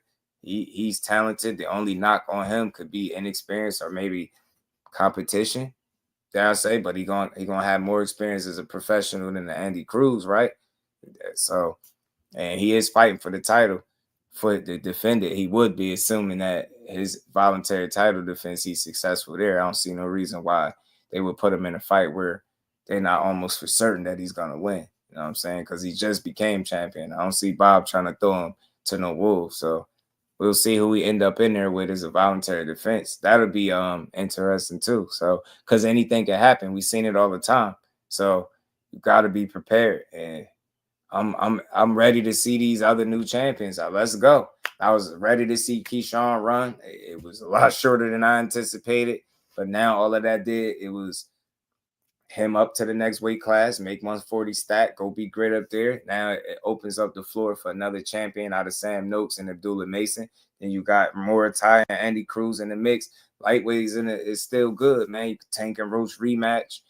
Whatever happens out of there, that the winner will be a champion. You will have 4 different champions. I just hope somebody unifies, bro. I really do. I want to see a unification. Somebody got to unify. And Cruz is a good trainer. Yeah, Bozy. I was good on the competition part. Fought Tevin Farmer, Nagatili. 2 good names. Hopefully Keshawn bounces back. Yeah, man, from that mishap he got to. So yeah, he fought some solid guys. Schofield fighting Farmer, WBA eliminator. You see, it's they mixing it up, Dub, and I love it. Jamel was good with it. So it's like we got some interesting new champions. You got Tank and Core, the older, not old, but older champions on the block. And I mean the longest champion, having the title the longest out of them two. Then you got Abdullah Mason that's going to be looking to capture the title. I don't see him losing to Sam Noakes. Even if Sam Noakes test him, I just don't see him losing. Think he'll be a new champion. And you got Raymond Muratalla, man. 2 fresh champions and 2 already established guys. Which of the 4 is going to either separate themselves from the other? And just in terms of competition, right? Who's going to get the more meaningful fights? Who's going to pursue one or the other? Who's going to be allowed to unify? Who's going to be pursuing and chasing that shit? That's what I want to see, because these fights got to happen. And I like what Dub is thinking with Shakur being a free agent after this fight. Man, I hope that is something that he do pursue a Muratalla fight. You get what I'm saying? A unification would trump that mandatory obligation that Andy Cruz will have. And I would love to see it. You know what I mean? Andy Cruz versus Mason, super fight. It could be. It could be one. It could be. It could be a super fight. It definitely could be. It's very possible, bro. Very, very possible. They just got to keep winning. You know what I'm saying? Right now, I think they're so young where it wouldn't be a super fight right now, but they have to be far more established. Like, say, for instance, if Abdullah Mason wins the title, beat Sam Noakes, right? Say, you know, Andy Cruz fights Raymond Muratalla, he beats him. You know what I mean? I don't know how super, but it's a really interesting fight. If it's a unification, you get me. So it'll be close to what you talking about. It'll really be something. So just it's all how these guys play, and politics is always a thing. So we gotta keep in mind that always stop these fights from happening, man. So we gotta see. Shakur should go for the Tank fight. Always. I'm never gonna say nothing different. Yeah. 26, if I'm not mistaken, behind the hands. He was 26, Loma was, when he turned pro. Got to beat Zepeda first in that smaller ring. Oh, no, we're not skipping past it. We're not skipping past it. Definitely not. You're not skipping past it. You know what I mean? But that's just something, assuming, right? Say if he were to win, just the possibilities. Even Zepeda make good fights with guys too, but I'm going to just be real. I think Shakur got a job to do, and I think he's going to do it. However he see fit on the night, whatever tools he need for the job to beat Williams and Zepeda come July 12th, I think that's what he's going to do. I mean, but no fight's supposed to be easy, so I think he's going to leave no stone unturned, cross every T, dot every I, and he's going to go do him. But that smaller ring, I get it, but I don't see it being the biggest issue. And for me, I've seen him utilize the ring, right? I've seen him use lateral movement, make it hard for guys to hit him. I've seen him do that stuff, but I don't think it's a make or break for him because I don't think he's a guy that can't handle himself well in the pocket and under pressure, right? Did a really good job at dealing with a power puncher in Adele Santos with one hand being sick, right? And multiple little ailments and shit going on. So long as he, don't have no unforeseen issues and none, I think he'll be fine, man. It's all about being smarter than your man. So if the ring is a bit smaller, then you utilize what you got, and you got to beat him. You got a job to do. I'm glad that he spoke on it briefly. He said, man, that ring size ain't going to mean shit. He coming to win. So I don't look at him as a guy that can't survive if he ain't able to move everywhere all over the place. But I think he's going to bring the necessary tools and game plan for the job. They got a job to do, and I know they've been doing their homework. I know they're going to put together a game plan that's going to put them in position. I mean, we definitely don't want to, he said you definitely skipping past him. I try not to do that, but listen, Detroit BC, what it do on me? If he handle business like he normally do, you got to beat him. That ring stuff is just, I mean, you can't let shit like that affect you. Who cares? So still 18 feet, whatever, 18 by 18, whatever they was throwing out there, who cares? Got a job to do. You know what I'm saying? So I don't see how that, I don't see that being a make or break for him. I think he got good enough feet. I think he's smart enough, creative enough to be able to utilize whatever size the ring is to his advantage, man. Like, that's one thing about him. It's not a lot of places that he's uncomfortable in the boxing ring too. Like, everybody had their moments, but overall, he knows his way around that ring. He'll be fine. It's all about beating your guy, outsmarting your guy, game planning, lowering this dude punch output, right? You got to neutralize that shit to a degree. I think he'll be able to do it with smart boxing, just intelligent boxing, man. And that's how you win his fights, just being smart. Size of ring, not even small how people think it is. Yeah, I don't think so. Howard. I don't think it's as small as what people think. Randall, my dog, we building. We back in the building. You know it, man.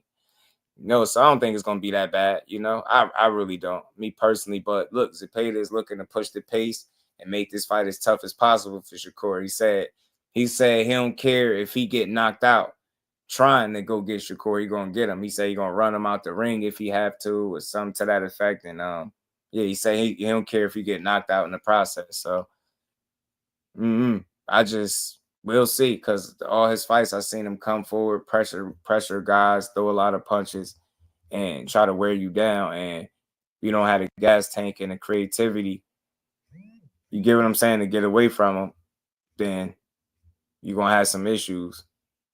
But I think Shakur, like I said, he'll be prepared. It's all about preparation too, being prepared for what's in front of you. He know he got a young, hungry guy that been fighting his whole life for this moment. So you got to think of that. You got a family to feed and shit like that. People banking on him. You got a fan base that's rooting for him to win. So he gonna want to win. He gonna want to win this fight. He gonna try hard. I've never seen a fight where he got in there and didn't do his thing, right? So what was that? That was weird. I ain't like that. Y'all hit that like button for your boy. We gonna keep building. I ain't like the little white screen. Why I do that? All right, we back. Pitbull versus Oscar Valdez. Yeah. He gonna get boxed. Crawford. Yeah, he gets credit for inside that ring. I don't see him losing the boxing match. Gotta KO him. Yeah, you gonna have to stop him, hurt him, slow him down, something like that. Jonathan 97, what it do, homie? How you feeling? Valdez had a smaller ring and pressure Shakur gonna work, and he got washed. yeah.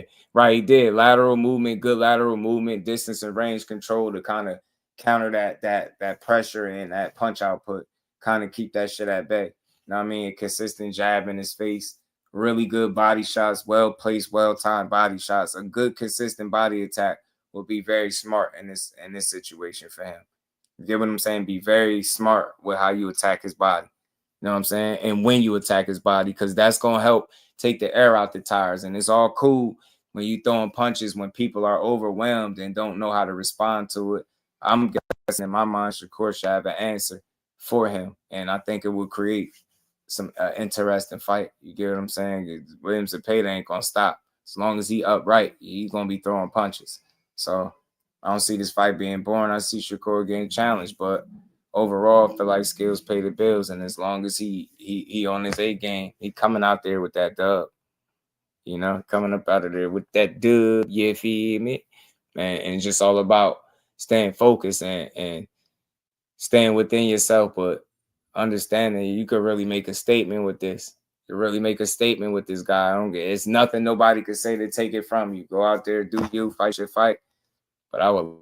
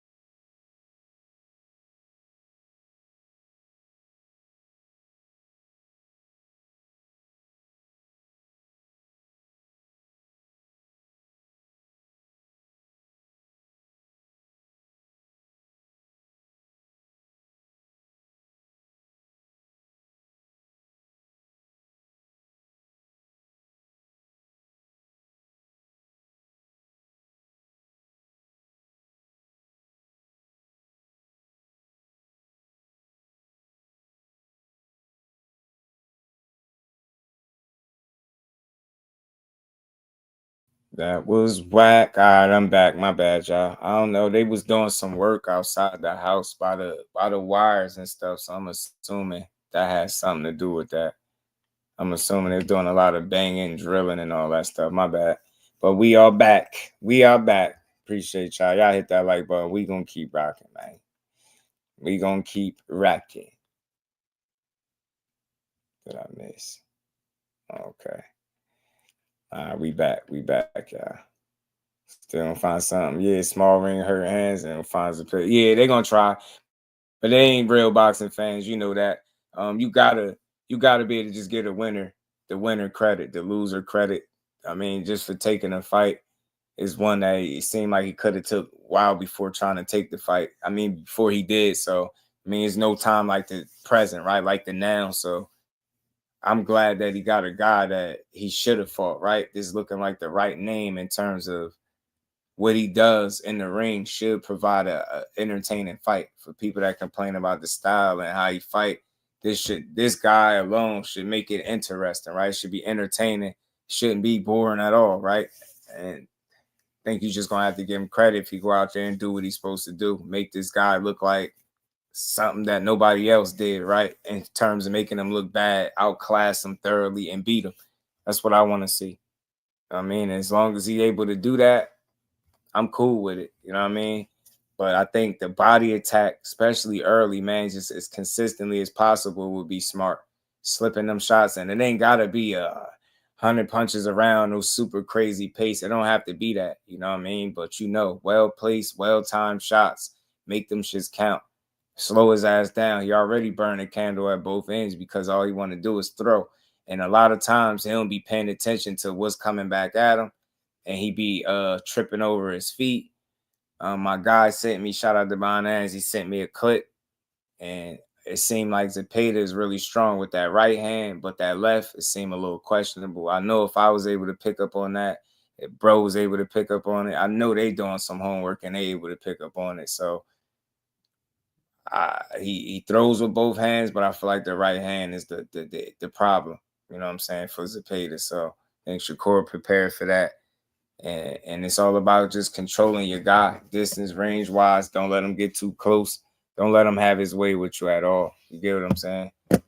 Don't give him none of the looks he want. He gonna want a guy to stand in front of him. And I say you don't do that till you take some air out the tire. So early on, it's consistent jab, lateral movement, not standing right in front of him, and just picking your shots and going to his body as early and often as possible.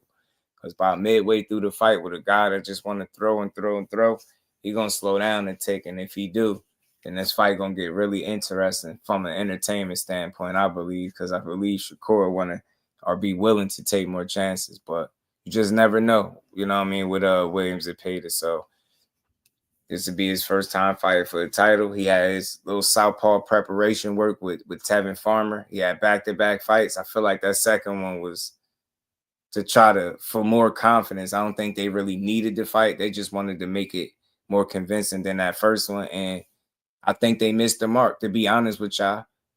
I think Tevin Farmer was the last fight before they were going to Shakur anyway. I feel like because he was a southpaw with the style, they thought they was going to get, similar looks and things like that. And I think the way Zepeda was fought by Tevin Farmer was much different than what he anticipated. So, and then he gave him tougher fights than he anticipated. I think he missed the mark in terms of trying to really use that fight to make a statement. He didn't make no statement in those fights to me. Like those was you just had 2 fights, 2 extra wins on your resume before you go in there with this killer. But I do know, it was in an effort to prepare you for Shakur, right? You wanted to see a southpaw look. You got to see it twice, but the way Tevin fight and the way Shakur fight, the points that they had in their careers is much different. So I think the end result is going to be much different. The way they approach fights is just different, man. You talking about a much fresher, younger guy without the wars and the wear and tear. And then you talking about Tevin Farmer that's at a much different point in his career. So I think that's going to be different too. You know what I mean? I don't know. I've only seen Zepeda attack one way, throwing a lot of punches coming forward. You know what I mean? With ranked Zepeda at lightweight, Kyle was good with. I mean, look, he's ranked shit. He right there, right, to compete for a title. But I don't know as far as because those run of the mill guys, he'll run most of them out the gym, out the arena. But you see how Tevin Farmer was able to make him look. You've seen some fights where got pushed a bit, but overall, he's been match made pretty solidly, and most guys just don't have a shot at beating him. But as far as the champions, I don't got him beating Shakur or Tank. Me personally, I could be wrong. He's going to have an opportunity to prove it on the 12th of July. Raymond Muratalla, that'd be an interesting fight. Abdullah Mason. I don't know, man.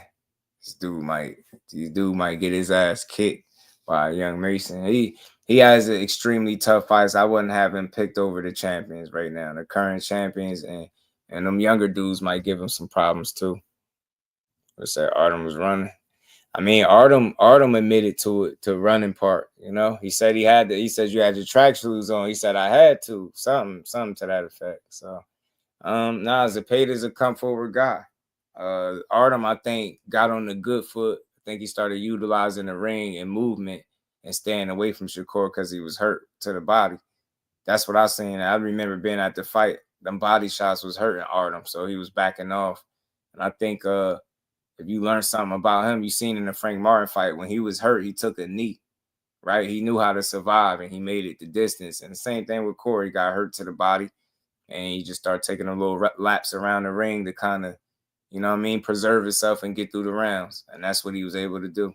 I mean, some guys are good at surviving. Shakur could have cut the ring off a lot better. He knows that, but he was able to survive, you know what I mean, with that movement, staying away from last couple rounds. Sam Noakes might be better than Zepeda. Anything's possible. It's just Zepeda. BM says Sam Noakes probably the most underrated boxer in the sport. Could be underrated, but it's gonna be tough. I don't know if that's gonna be able to be like proven against Abdullah. It remains to be seen how that fight gonna play out. But I gotta lean towards the young phenom. He looks serious, man. But Sam Noakes could be underrated, but I tell you what, he get his opportunity to prove his worth and what he made of when he fight Abdullah Mason for sure. Yeah, me too, Dank. I want to see. I mean, I like what I'm hearing as far as training camp go, and the reason why I mentioned that, because you know when I interviewed him and I asked him specifically about his training camp, when he say how good the training camp was in specific fights, because I talked about a number of his fights. Usually his training camp is a certain way to fight. It reflects in the fight. So I'm just hoping he have another spot on training camp, healthy, make it through. His hands are good. He making in that fight as close to 100% as possible. And I think the rest going to take care of itself. You get what I'm saying? So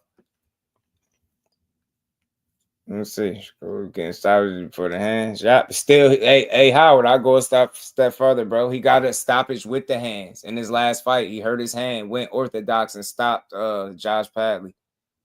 That's what he did. So yeah, he still like the. It's kind of silly to keep saying he don't get stoppages. I said I was talking about this before. At lightweight, he 50%. You got Yoshino, you got De Los Santos, you got Artem, and you got Padley. You got 2 knockouts, 2 decisions. Yeah, I mean, that's right on par with what he do. Not the biggest puncher, but you ain't running through his shit. And if you don't know how to get out of the way, if you're not prepared for what's coming behind you, he gonna stop you. He gonna stop you for sure. You know what I'm saying? And Padley learned that. You know what I'm saying? Zepeda is not good. I was just crediting this fight on paper should be a difficult style for Shakur. Same could be said on both sides. It's not about Zepeda is not bad. It's just levels. I don't think Zepeda is not a good fighter. I think he is a good fighter. I just think styles make fights, and I think if I got it right with how I think these two styles will mesh, I feel like Shakur be smarter than him, be able to neutralize the punch output, keep it consistent shots in his face, and give him something to think about, make him miss when he need to, right? Burn some of that gas out. He got an underrated uppercut too. Core got a pretty good uppercut. Nice uppercut. So gonna be interesting, man, to see what his approach is and how he decided to fight a guy that's gonna be looking to throw a whole bunch of punches. Get what I'm saying? Nah, Big Supreme. Fellas was good with it. I ain't speak on that yet. Did you see everyone wanted to continue to fight against Keshawn? He left Samson. Yeah, I seen it. I had made a video about it. You know what I'm saying? I had made a video.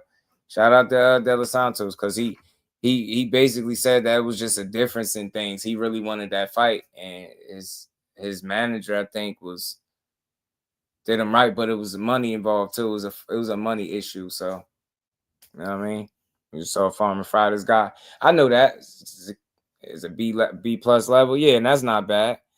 Don't work anymore in today's time, say on paper. Yeah, so look, just stylistically what he does versus a guy that you feel like is defensive, it should be a good challenge if he got to try to block 100 punches, 80 to 100 punches. But I think it's all about distance, range control, smart boxing, picking your shots, attacking his body, and that's it. Let the rest take care of itself. You know what I'm saying? Yeah, Zepeda went through hell with Tevin Farmer. Tevin Farmer put him through some tough ass fights and a lot, for both of those fights, he pretty much was giving him the looks that he wanted, being in front of him in his wheelhouse. And he the one that ended up getting dropped. He got hurt in the second fight too. Almost got dropped there. So it was interesting to see Tevin Farmer pushing him back. People started questioning if Tevin Farmer had more power, where does power come from and all that. And I don't think it was no crazy power. I just think it was intent. The way he was fighting that night, he knew he had no other way. He was just going fight fire with fire, and he was biting down, and he was landing some flush shots. And a lot of times when Zepeda is throwing, he's not worried about what's coming back at him. And that you against a good counter puncher, great counter puncher, sharp counter puncher like Shakur, you gonna have some issues there. I mean, pick his shots real well, pop shot, keep you all balanced, keep a jab in your face. Nope, I don't think so either. He gonna try though. It's gonna be interesting to see how he deal with it, because I see how Floyd neutralized Mike Donna in that second fight as far as how many punches he wanted to throw. He just made sure he could not do it at all. He couldn't come close to doing it. So just being smart, man. Beat this dude ass. Try to make a statement. That's what you want to do. You want to give people a reason to say the next fight for you is you know what. You know what I'm saying? Nothing else. So with the right kind of winning statement, man, I think it'll just open the door for that conversation to be had. And then follow up in August. You know what I'm saying? See the outcome of that fight. We're going to have a real conversation after that. So Devin Farmer fought his heart out, man. So he was working on cutting off the ring versus Farmer. Fight and was training to match for Shakur. And it's crazy because he didn't even have to cut the ring off because of the way Farmer decided to fight him. Farmer fought in a way where he gave you what you look for. He was right in your wheelhouse fighting you, and he was getting really good, getting the better of some of those exchanges, should I say. He was getting the better of some of those exchanges with Williams and Peter, bro. So I mean, like I said, I think he used those two fights to try to make a statement and prepare for Shakur Stevenson, but I think he kind of missed the mark. He got wins, but he got really, really pushed to the brink. Styles make fights. I anticipate Shakur fighting much differently than Tevin Farmer and smarter, but I don't know. I think he missed the mark. I don't think he made a statement. I think he ran it back to try to make a point in it. I don't think the point was made. I mean, if the only thing you could say you better than him, but at this stage in your career, you better be with the way they've been moving you and the way Oscar talk about you. So we're going to see if that really prepares you for what Shakur Stevenson going to bring July 12th. But just think those are two different fighters. The most they do have in common is southpaw, I think, respectfully. They just fight so much differently. Next gen, what it do? And Tevin Farmer showed a different little wrinkle in his game with that ability to just bite down and be a little mean. He was fighting back. Like I said, I've never seen people question his punching power before them fights. And I've seen people, questioning where this power came from and stuff like that. I don't think it was no crazy burst in power. I just think he fought a certain way. You know what I'm saying? And again, Zepeda to leave himself open in those exchanges, and he was getting caught. Farmer Zepeda got the style and endurance to where you literally can't run over, fire you with gas. Yeah, I mean, and Farmer's not a runner either, right? But I've seen him be a lot harder to hit in the past. I've seen him be a lot slippier, better upper body movement, head movement. Like, I've seen him do it. You know what I mean? When he on top of his game, you're not hitting him as often as Zepeda was hitting. And it's hard to fight that kind of fight right in somebody's wheelhouse if you can't keep up with the punch output, right? So, and he still did really, really well. You know what I mean? Weathering them storms. Right now with Matias and Zepeda, their career-changing fights will affect him with the preparation of his fighters. That's a good point. That's a good point, Dub. Shout out to you, bro, because will one guy get more of the focus, right? Will it throw the preparation off of one guy or the other? Because you're talking about two big, two meaningful fights, right? What's going to happen there? Yeah, shout out to my dog, Next Gen. What's good, homie? How you feeling? Second fight before I started on this bicycle, but made it. Yeah. You gotta mix it up. I believe that was a pater. You definitely gotta you don't never want nobody to get too comfortable feeling like you can't stand your ground. Most of course fights you see him fight in the pocket a good portion of the time. So with this dude, I think it'll be a matter of mixing it up and picking your spots and picking your moments when you decide to do that, right? But overall, I think he'll mix it up. I think you'll see him do a number of different things. I expect to see that, right? His approach be like that. But whatever is needed, I think that's what's going to be done. I mean, boxing and moving and being sharp is what he need to do. He's going to do it. Sitting in the pocket, catching and rolling with some shots and getting yours and making them count in the inside is what he going to do. He going to do it. You know what I'm saying? Tying him up is when he try to get too crazy with the punches. He going to do it. I can see him doing a number of different things, just being smart. Always remembering to be smart, the smarter guy. Outthinking this dude. 3 minutes to 3 minutes, that's his game. You know what I'm saying? And not giving Zepeda the looks he wants. Don't let him get in there, try to get happy with them punches. You know what I'm saying? Don't let his punch count get crazy. Make sure that you check his ass each time the opportunity presents itself. When you do make him miss, make him pay. Don't just let him off the hook. You know what I mean? Because he throws in combination. So I'm telling you, that's where you could surprise him. That's where Tevin Farmer surprised him. That's how he got the knockdown.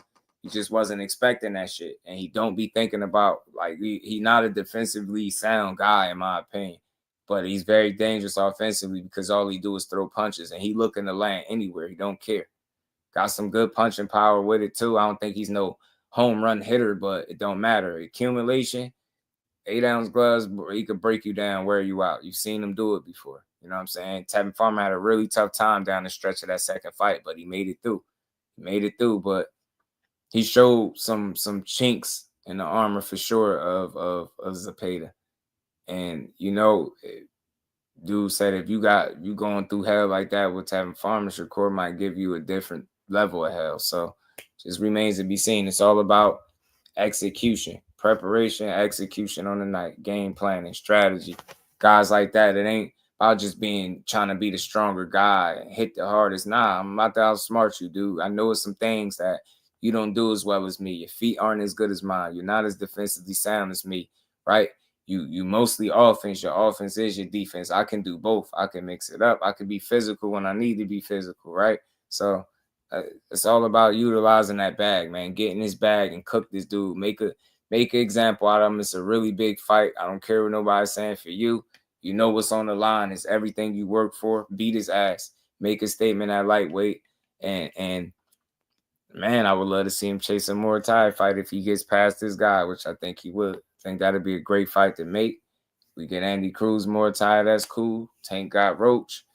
We don't know exactly what he's going to do. We heard the Jake Paul shit, so I don't know if that'll ever be a thing for real, but it's been out there, so we don't know.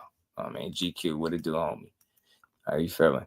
So lightweight is cool. The lightweight supremacy is the thing, man. I want to see who's going to get a chance, who's going to get the first opportunity to, grab the division by the neck a little bit. You get what I'm saying, right? Who can get a big fight? I think Roach rematch turned into a big fight. I think Zepeda is meaningful, right? I think it makes sense. I think he's fighting the right guy. Obviously, it's only one dude that you would probably think he need to be fighting first. So, I mean, in the meantime, they got business to take care of. Say Andy Cruz is the king. Look, Andy Cruz is working. He getting fast tracked.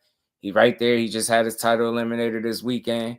You know he in position for Muratalla. Shout out to Dub. He suggested that maybe you see Muratalla in the voluntary defense, which sound more than reasonable. He's a new champion. It's all about getting him the right fights and the right experience. So I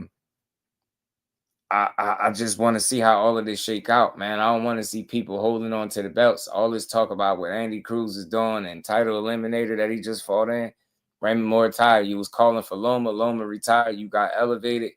Take your defense. Go win that fight. Get you a bag. Stay active. And you're going to have to fight a guy like Andy Cruz. He right there. What you going to do? You know what I'm saying? Say you're not fighting him? You know what I mean? You got that belt to do what with it? Hold on to it. So I will hope he will want to fight him. I will hope he want to defend it against his mandatory. Or better yet, maybe he got better plans. Unified. You know what I mean? Unification. Trump a mandatory. Get that popping. I want because one fight I would like to see, like I said, if Shakur beats Zepeda, I would love to see him and Muratalla fight. I mean, that back and forth between him and Robert Garcia made me really want to see Andy near Muratalla. I don't know. I don't know why not though, because he right there. I mean, what they gonna do? Deny him or try to hold on to the belt? You thinking? You're gonna have to give him a shot. He right there. Like Jake, that's a big bag. Finally, by Shakur, be straight foolery. Yeah. Tank, you just hold the belt. I will hope not. I don't know what he's gonna do, man. But I think with Tank, you just gotta take it fight by fight. You know what I mean? I think his experiences, the things he dealt with, the position he been in, just like hearing him speak, seemed like a lot of that stuff start to wear on you after a while. So he seemed like he get into a very odd space where you could continue to be successful like you've been, but how long do you push it? How long do you stick around when you start really being fed up with the game? But I think one thing he said on his Instagram, he's starting to feel back like himself. I like to hear shit like that because maybe whatever possibly mental blockage he could have had, maybe that's not there. Any possible distractions or, you get what I'm saying? All of those things just eliminate by him saying he's feeling like himself. So I just want to see him go out there and fight a great fight. I'm not championing Jake Paul. I don't care about that because it's bigger fish to fry. But the real person in me is hard to ignore. Like, it's hard to ignore a guy that will be looking to make that kind of money. It's really hard.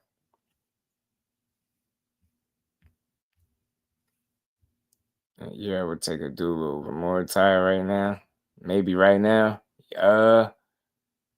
Yeah, man. Abdullah is the goods, bro. I think he'll be fine right now. And I think it's gonna be shown. Shout out to Free Smoke. I think it's gonna old school. What's good with it? I think it's gonna be shown when he go up in there against Sam Noakes.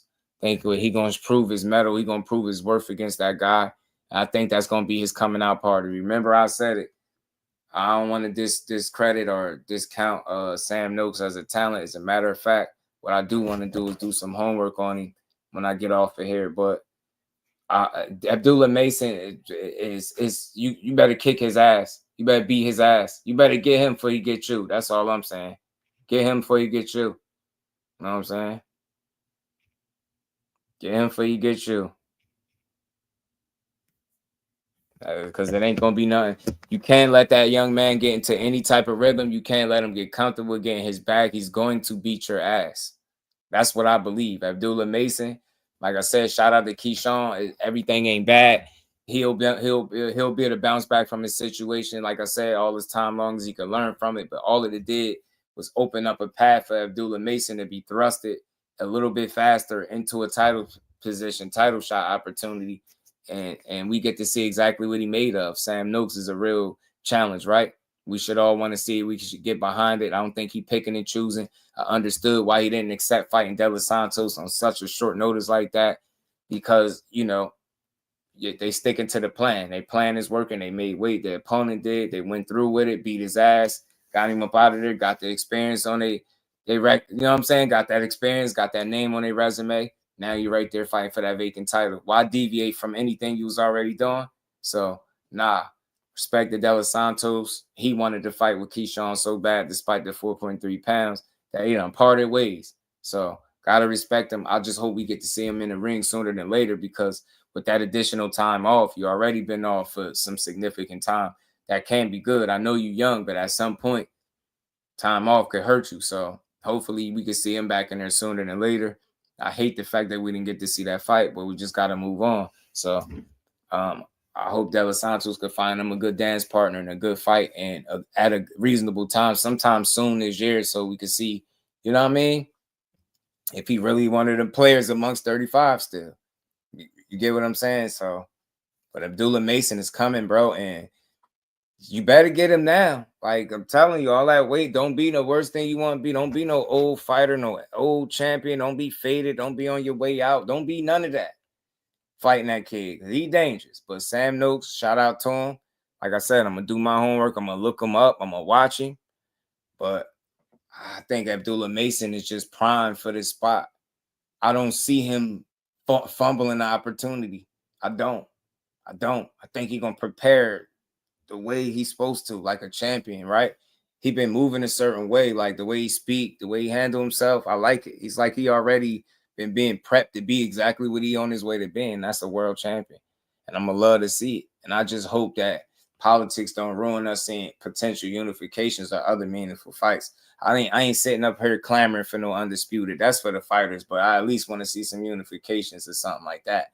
See some other champions fight some of the other champions, right? Because that would be considered the best fighting amongst the best, right? The guys that's really snatching up them straps, man. I just want to see it. Got too much talent. Raymond Muratalla is a really good talent under Robert Garcia. You know what I mean? Pretty damn good fighter. Want to see how good he can be. How do we know? How we going to find out? Fights like with Andy Cruz or potential other champions. That's how we going to find that out. How we going to find out how good Shakur is you start with guys like Williams and Peters that's supposed to be quote-unquote tough as hell on paper. That's what you do. Roach and Tank rematch. He going back into the lines then. He got some unfinished business, right?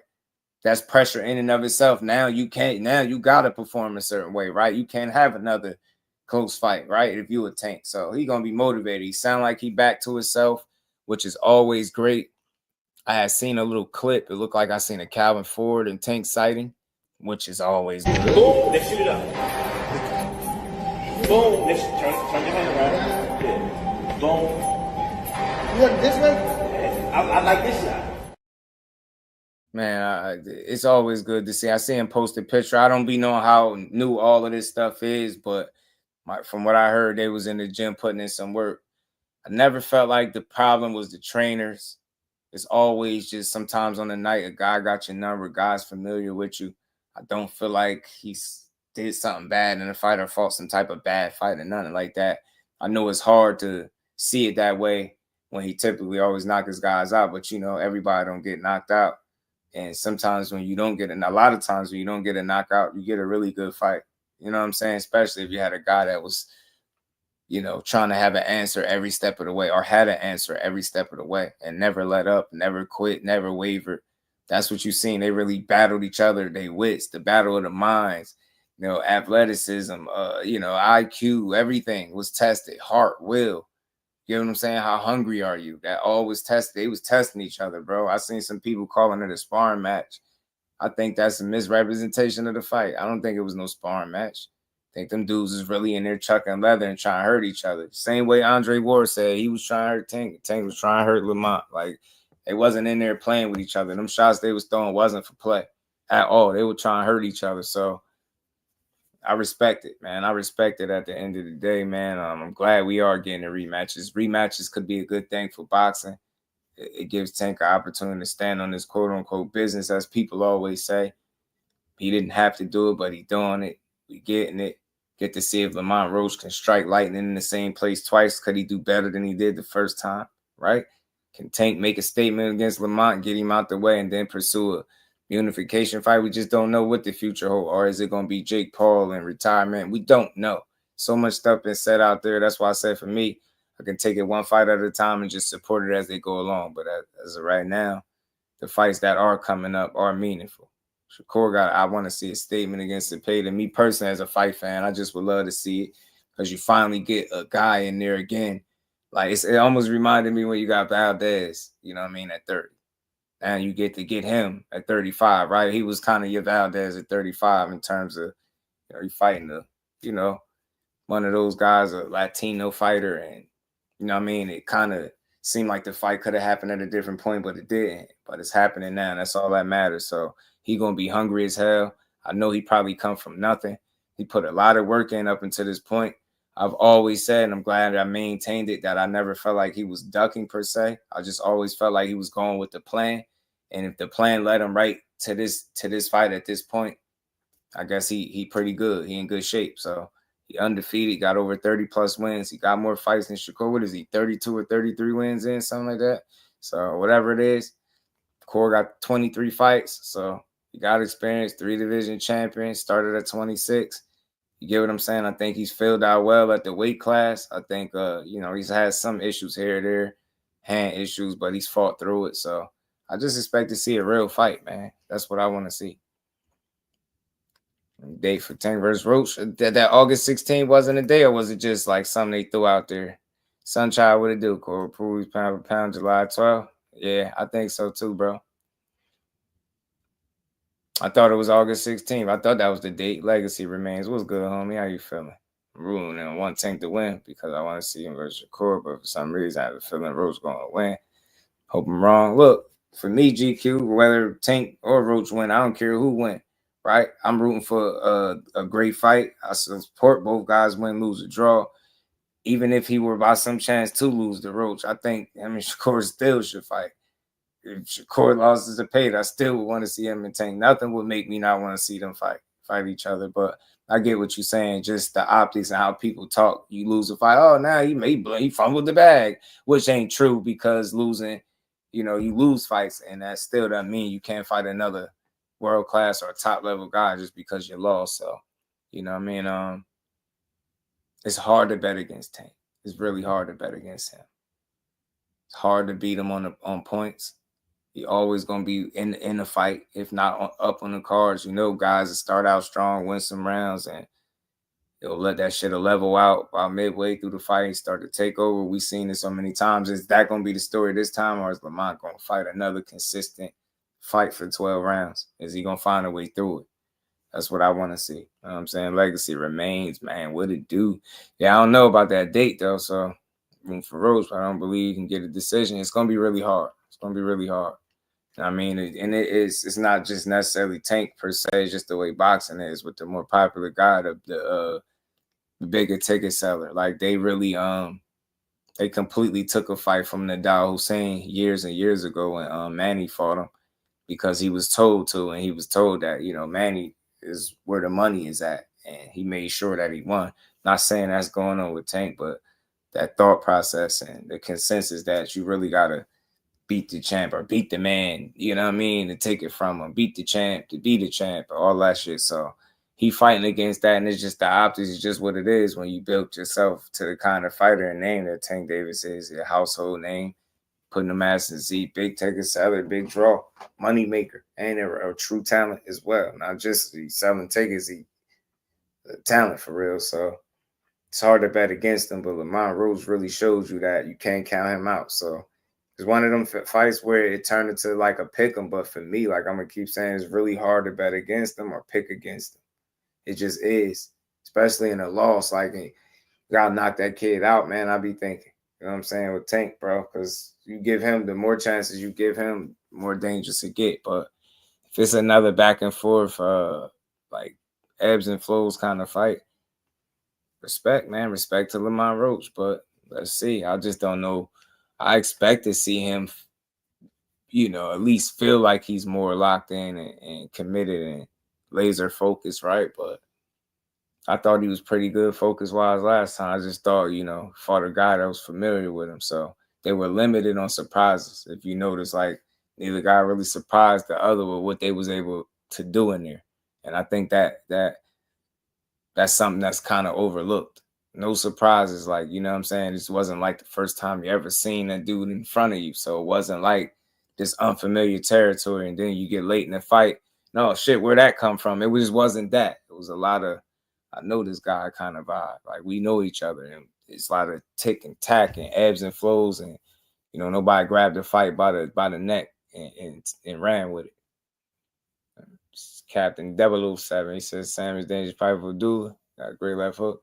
Yeah, man, he a good challenge. Shout out to Don't Mess with Texas. He a good challenge for Abdullah Mason. I just believe in his talent. I think his time is now. I don't think he came this far to mess up now. I see him continuing to grow as a fighter. The more rounds he get in as a young guy, the better for him because he get to get more, more experience, more season. And he's just going to be tougher to deal with, really hard to beat. That dude is not going to be easy to beat at all. Abdullah Mason's going to be a threat and a problem for everybody that he fight. Higher chance of Tank stopping Roach in a rematch. It's possible. I mean, he could. He could. But I don't know. Lamont Roach did a really, really good job at not making the big foolish mistakes that people typically make at some point in the Tank fight. That usually be the writing on the wall for him. If he's able to do that again, you know what I'm saying, then I could see it going the distance again. I really could. Because of the way he fought the first time. I mean, he's not a stupid guy. And he wasn't doing a lot of overextending. He was doing a lot of reacting and responding well to stuff, countering little stuff, little good short combinations in the inside when he had opportunities. He did a lot of things well in there. Smart. He fought a really smart fight. I don't doubt that he can do that again because I don't feel like it was a fluke, but I don't see a draw happening again. I think that was the most surprising thing. I do feel like however this fight go, somebody gonna create the separation that I don't think was there the first time. I don't know. There's a really good chance that you can get another really close razor thin decision or something like that, but I don't think it'll be another draw. I think somebody is gonna come out with their hand raised. And like I said before, it's really hard to bet against Tank. So if I had to take my pick, I would say Tank gonna find a way to win this rematch. I would say he gonna find a way to win. You know what I'm saying? And it's all on him because he's expected to. So oddly enough, it's like Lamont got more room for error than Tank do. Simply because optics and what people expect and what they got in their heads. They expecting this to be a run back. Or I heard some people say, he ain't gonna do nothing but just knock him out in a rematch. And shit, we never know. We never seen him in a rematch, right? So it'll be a first time, and it's first time for anything. But Lamont Roach is very adamant that first time about not being knocked out. You know what I'm saying? So they say you got big bone structure and easy to knock him out. He talking about that damn skull. I know what D1 be talking about. He talking about that damn cranium Mont got. But nah, I mean, he's just a good fighter, right? I know what he's saying as far as genetics and stuff like that. You know what I mean? But I just think he's a smart guy.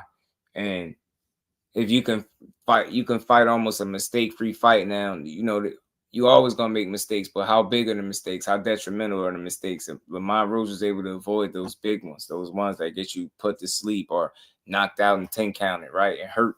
Have somebody throwing in the towel, the ref saving you from yourself, right? So he just avoided that. I do think they are working. I don't think it was a fluke performance, but can you raise your level again on the night against Tank to make it another decision victory, right? But it's just like it's hard to bet against Tank. I think Lamont proved that it's a chance you really might not knock him out because he didn't even come remotely close. He wasn't hurt really much by anything. Neither guy they both showed chins because they hit each other with some shit. Both of them did. Some 8-ounce gloves. I ain't trying to hear nobody got no power. Them dudes was trying to win. So I didn't see either guy look really hurt to like they were ready to go or anything like that. That was a really good chess match at a high level where both guys wasn't trying to make a mistake. You know what I'm saying? Wasn't trying to make a mistake. So we could see another good fight like that. But I do feel that it's going to be some separation. It's going to be more separation in this fight than in the first one. Now, I could be wrong. It could be another barn burner closer. I don't see a blowout. A knockout could happen. I mean, Tank hit you with that right shot. It's all she wrote. It is what it is. But Roach is really smart defensively. Countered well. His focus, balance, there's a lot of things he did well to avoid being another KO victim. And I don't think he did those things by chance. I don't think it was like a lucky kind of performance. It was too consistent to be considered luck on my behalf. Like I just seen the way it was looking. So, I seen a guy going out there really executing at a high level. Has Roach been hurt or down? Yeah, Jamel Herring knocked him down. He didn't look all hurt. It looked like a good shot, timing, maybe balance as well, but I don't think he was hurt that much against Herring, but Herring did drop him. Randall would just feel me. The words when it comes to Tank, yeah, they be ready to beat you up. Beat. Yeah, man, that dude just a different talent, man. It's not gonna be easy for Roach to come out there and do what he did the first time, but he believes it. He know it wasn't no fluke, and I think that's the only thing he gonna be looking to prove is that he on that level.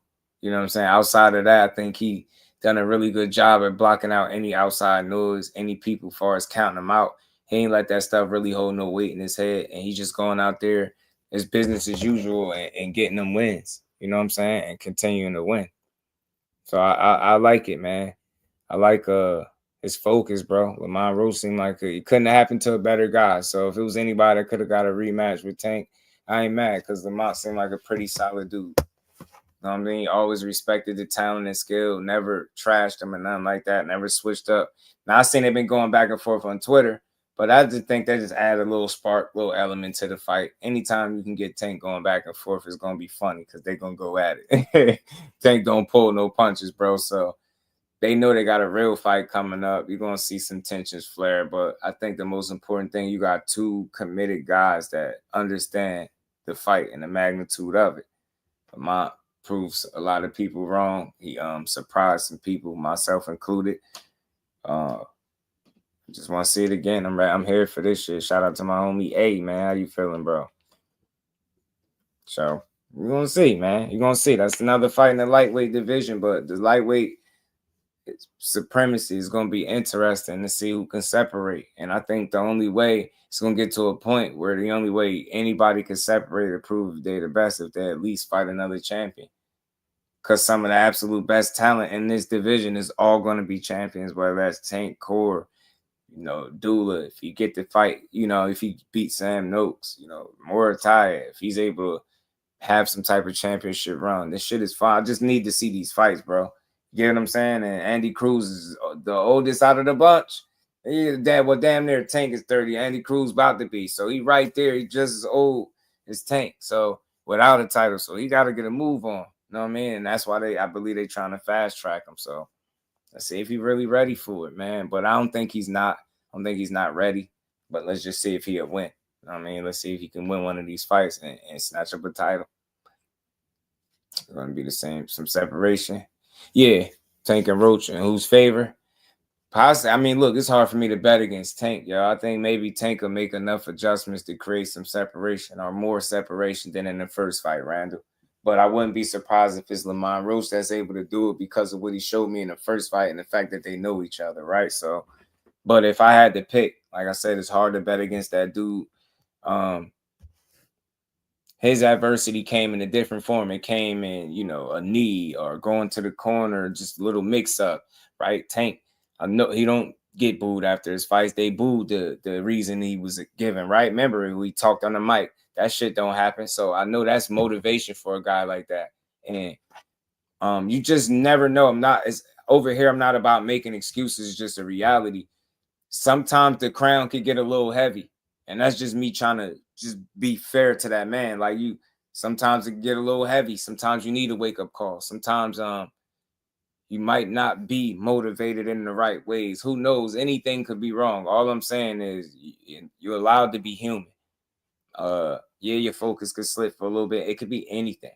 It could just been a damn dude just gave you a good fight and you needed a wake-up call. Simple. It don't have to be a lack of focus or discipline, none of that stuff. It could have just been somebody that's familiar with you, gave you a really good fight, and that enough is enough for you to say, you know what, now I'm about to step it up some more. You know how all fighters feel like, all right, now I got to go that extra notch. I can't allow this shit to be close like this again.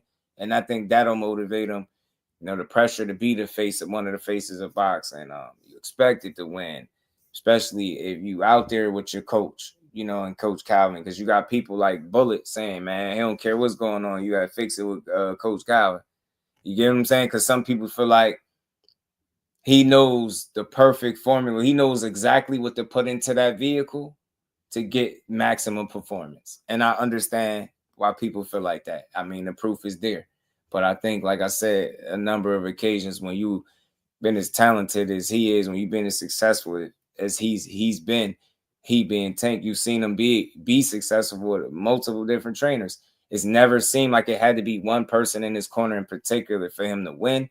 But I do understand why people feel like that three-headed monster, so to speak, with him, Kenny, and Calvin. Like, that shit is like, it ain't broke, don't fix it. Like, we don't need to know nothing personal. Family fight, people go through shit, but as far as when it comes to training that man, putting that game plan together, putting him in the best place, and like when you see clips like what they did, worked on a specific combination in the back room, and then he do the same exact shit they worked on to Frank Martin in the actual fight.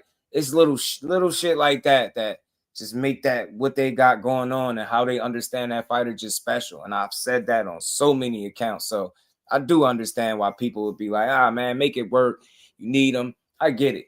Cause like even when he was like with the famous like the penitentiary, like put that knife in, when Calvin was talking that, look at Tank's face.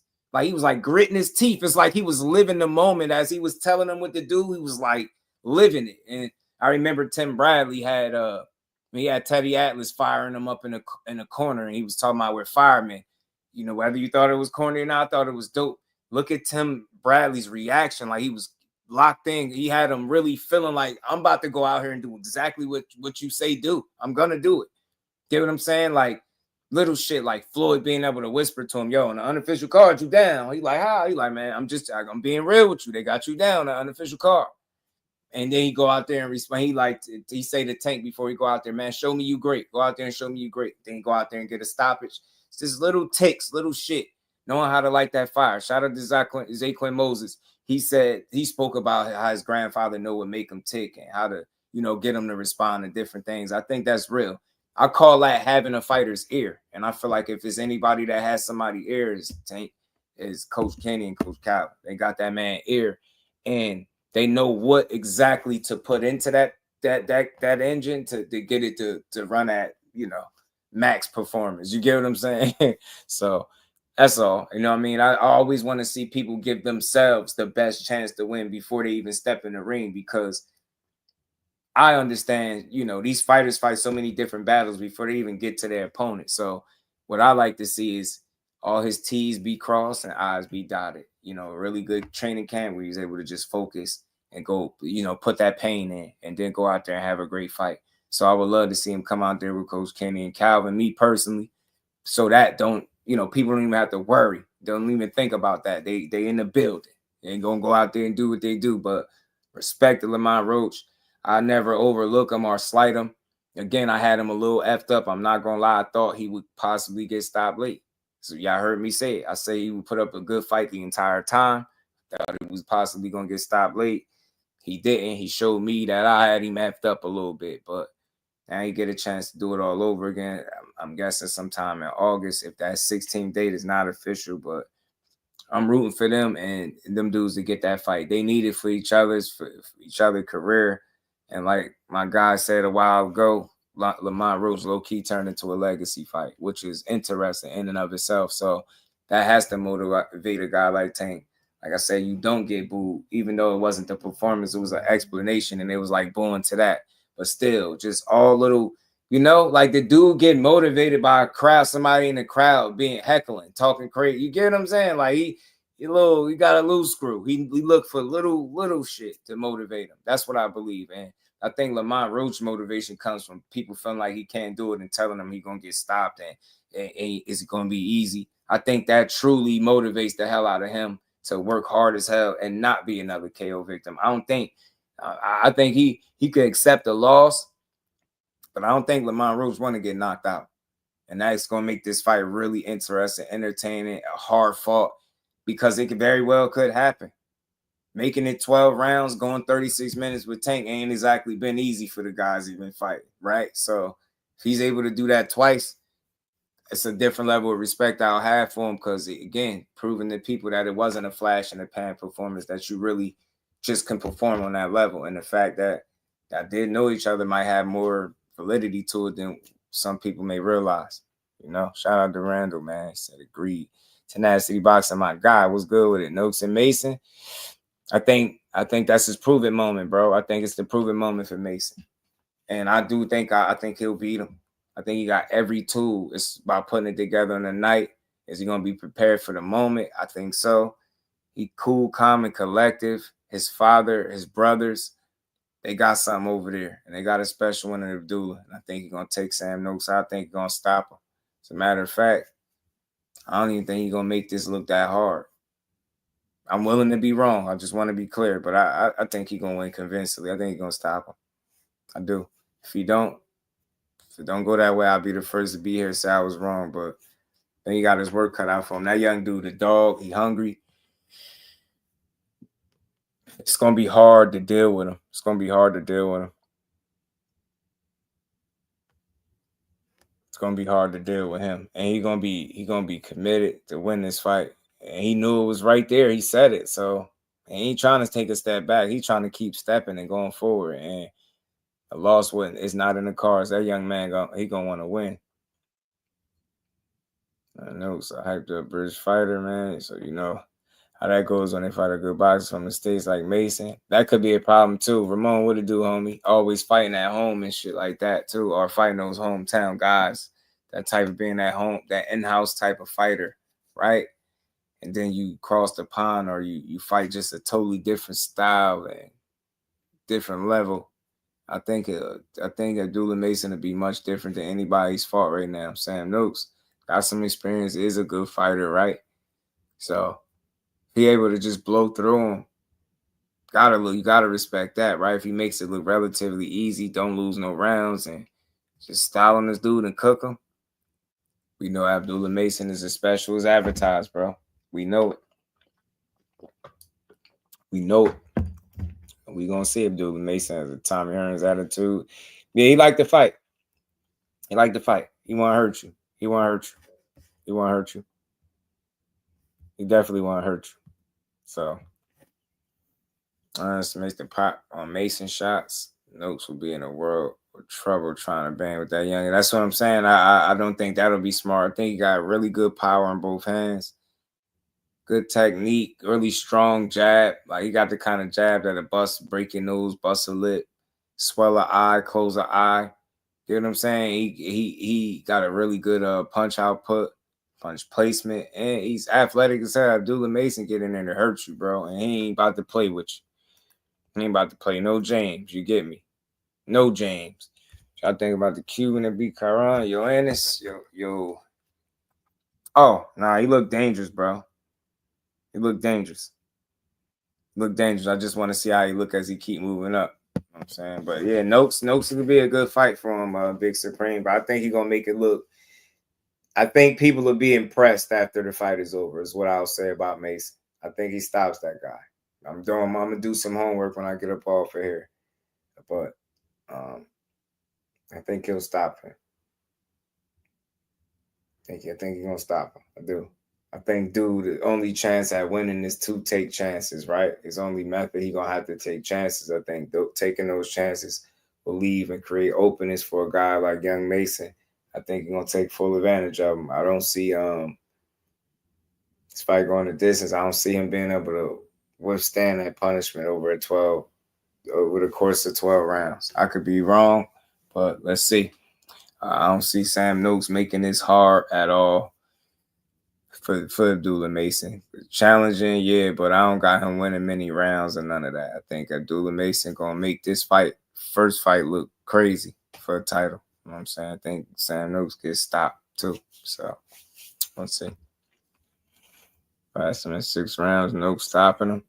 Nah, I don't think he got to blast him in 6 rounds. I think Abdullah Mason could go past the 6 and still get a stoppage. But I see why you would say that, because his fights don't really go too long, and I get it. But I think it'll be fine, man. This is prove it fight. Sam Noakes a real one. A lot of people probably don't know him. It ain't like he fights some trash fighter. But I'm only saying that because I'm high on the kid right now, and I think he's gonna make this fight look a little easier than expected.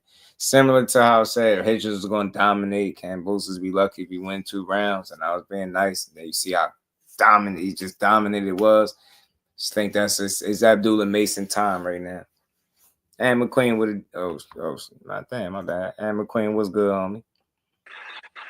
What's the deal? Man, What's good with it? I don't know. If Abdullah, for me, if he just wins this fight, I'd be very impressed. But if he were to make it look easy, That's something else. Right. That's something else. I gotta agree with my guy Big Supreme. Initially, I'm gonna say he gonna be dominant. I don't want to say easy because I don't want to call no fight easy. For me, I think he gonna dominate this dude, Sam Noakes. And I would love to be wrong because then that would just mean we got a great fight, right? That's all that means. So certain shit y'all don't mind being wrong, but I think he gonna step. I think he gonna step out on this dude. I got you, 815. I think he gonna step on. I think it's within the realm of possibility. You never could rule anything out. But for me, I'm looking at George Kambosos, where he was at relative to Richardson Hitchens. We're talking about a guy who's had a couple of tough goals in his past few outings. I mean, he went through 72 minutes to hell with Devin Haney, got his face jabbed off, got jabbed and clenched. Then, like, low key got Gift versus Maxie Hughes. He got stopped on quite a bit in that fight. Then he got stopped by the great Vasily Lomachenko for the first time ever, stopped to the body. Had a pretty good performance against Jake Wiley in his last fight, but then, you know, Africa. Also, we're talking about Kambosos that went up to 140. So, I feel like I don't want to diminish Africa at all because he was sharp as hell. He was sharp as a cat. And that was the very definition of understanding the assignment and doing what you're supposed to do. When we say a guy is not on your level, that's what it's supposed to do. Yeah, I agree. You know what I mean? But to bring it back to Abdullah Mason and Sam Noakes, I don't feel like that's the case because of where Sam Noakes is in his career. I mean, he's got the 1L, and it was a decision. But outside of that, he's got punching power of his own. He's got a pretty high KO ratio. It's like over 75%. That's the one. Then he's also got experience with guys that have been in there with some guys, namely Yvonne Mendy. That's a guy that's fought quite a few guys, man. That guy is very experienced. Got over 50-some odd fights. He's like 48, 6, something like that. But he's a damn good fighter in his own right. And Sam Noakes, he went the distance with him, but he controlled that fight. So that shows that Sam Noakes is not a guy that's just relying on his power. And the one thing I say about him that separates him from most of those UK guys that perform well on a domestic level, but they fold once they face other guys, is he's got a certain level of aggression with him, just his fighting spirit. So I think that, and I'll say this, skill-wise, I think that he's pretty damn understated. He's a very, very good counter puncher because he's opportunistic. He's one of those guys who's like, you shoot the jab, he's looking to come over the top. Another thing I noticed with him too is the way that he works the body. He's just very, very sound. And I don't think that there's a huge gap in skill between him and Abdullah Mason, but I will say that Abdullah Mason has the edge because of his athleticism. I think both of those guys are very sound, very skilled, but I would give Abdullah Mason the edge because of, you know, speed and quickness and things of that sort. But Sam Noakes is nothing to snooze against.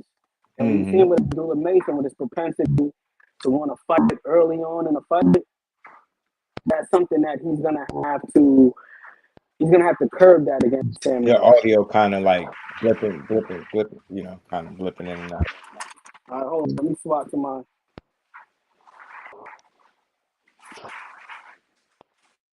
Use my iPhone microphone. All right, so yeah, I was saying with Abdullah Mason, I think this is one of those fights where he's gonna have to take Shakur Stevenson's advice. Like, don't go out there and do anything too crazy too early on. Like, get some work in, maybe try to slow him down to the body and pick your shots. Be smart, utilize the feints and everything like that. Keep him off rhythm because Sam Noakes, one thing about him, man, is he's pretty consistent, man, as a counterpuncher. He is pretty damn consistent. I was sleeping on him myself because I was looking at him in the rankings. I'm like, why the hell is Sam Noakes #1? Like, he ain't really fight nobody. He don't got a crazy resume. He ain't that good. He's another one of them UK guys. And then I went and watched him. I was like, nah, this dude can really fight. So I do have Abdullah Mason for the win. I think he fought Mark Chamberlain, right? Who that? I think Sam Noakes fought Mark Chamberlain and beat him. I'm trying to remember. Nah. He didn't beat him because Mark Chamberlain was undefeated until he fought the Electrician. Oh my bad, it was Padley. Pally. Yeah, Pally. Mhm. Hold Which is on. is a sneaky good win, man. I ain't, you know what I mean. But that's another Mhm. conversation for another day. Yeah, Josh Padley is a listen. pretty I decent respect fighter, it. bro. I love the Yeah, my insight. bad. He was supposed to fight. Yeah. Okay, never mind. Nah, I love But the no, insight you just gave yeah. on My take on this. Yeah. My take on it. I think Abdullah he gonna make it look easy. He gonna stop Mm. dude. I say probably within like 8 rounds, 1 through 8. 17 and Yeah, 0, 15 kills for the young Sam Noakes. yeah. 27 I years seen old. him. I think, yeah, Yeah, look, I do. I think Abdullah Mason gonna surprise people how convincingly he beat this dude. I really think that. And I've just browsed up and down the resume, just browsing. Still got to go do my homework though and watch what I need to watch. But I see, nah, man, no, hell no. Like once I see a lot of those UK you flags and could. everything, I just have a thing with that, y'all. Sometimes they're able to come over there across that pond and No, kick up. yeah, and a lot of I them not. think in Yeah, I this agree. instance, Abdullah Mason is prime for what's about to be next for him. I think it No, couldn't yeah, have for happened a sure. better way. So look, Um, I love everything Ant said because he studied. So I don't disagree with nothing. I just see Abdullah Mason winning this fight impressively, and I think he's gonna stop him. I really do. It's just that dude he beat a lot of ass. What I want to see is I want to watch as much of him as I can and watch him defensively, not just offensively. I want to see how he handle shit because. Again, just this switch gears. Watching Andy Cruz, that's my only question about him. When I see him get hit, he respond funny. So I don't know yeah, about you see that too, huh? You be seeing that, huh? Yeah, I Yeah, seen the it at reaction. least I half seen his it fight. last night.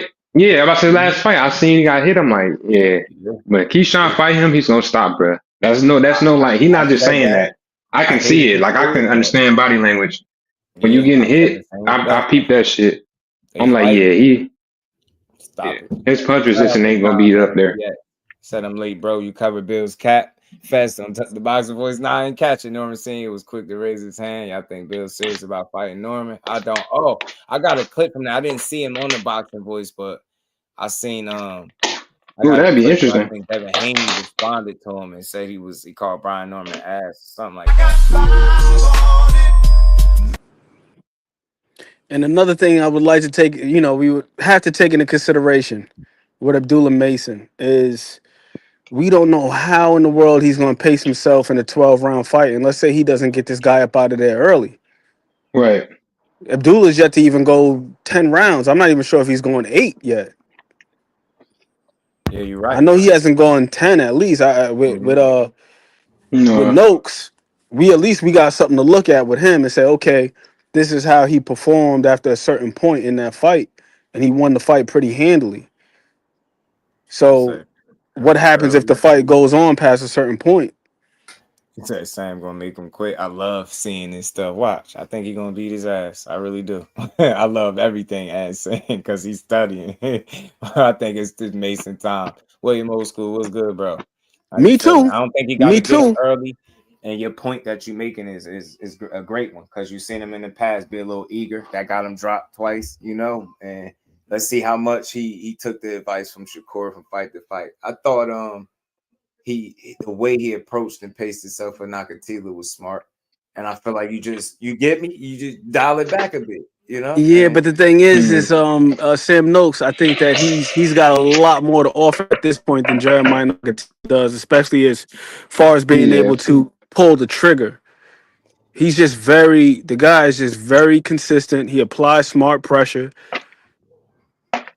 I wouldn't disagree with any of He's it. But I consistent. seen Mason look like he took his time. No, he did. He did. Yeah. I feel bro saying. I think Noakes, he definitely being that he has went 12 rounds before, is gonna show like, okay, how can Abdullah, if the fight don't go the distance, how well can he fight going the distance? But I think it's not gonna go the distance, man. I think that Noakes, I've seen him fight a couple times. I think if you get a good puncher like Abdullah, he gonna fall. And he likes to brawl too at times. Noakes. Yeah, but He the thing trying to is, I fight wouldn't carelessly. necessarily call him. I wouldn't necessarily call him a brawler because of the way that he picks his shots. No, no, He's no. I not said a he likes the brawl. I didn't say a no, brawler. no, I no, said no. he I'm likes saying the no. brawl. I didn't say you said that. What I'm just saying is like I wouldn't. It's difficult to say that just because of the way that he picks his shots and he places his shots. He's not a guy like Williams Zepeda where it's just volume. You know, because I like I said, bro, I had Sam Noakes kind of messed up. That's what I'm saying. I do think Abdullah's going to beat him, and I do think that there's a strong possibility that he can stop the guy. But what I'm saying is, I think enough of Sam Noakes to say that if Abdullah were just to get the dub, however, if it was a majority decision, split decision, however the victory comes, I think it would be very impressive because I think that Sam Noakes, from the people that I've heard that are supporting Abdullah, just writing this dude off as just, oh, he's just a UK bum, he's just a Euro bum, and so on and so forth, just because he lacks notoriety and maybe some of the guys that he's fought lack Yeah, notoriety. But we always say styles make fights. And seeing the way that this guy goes about his business, I would be impressed with Abdullah either way.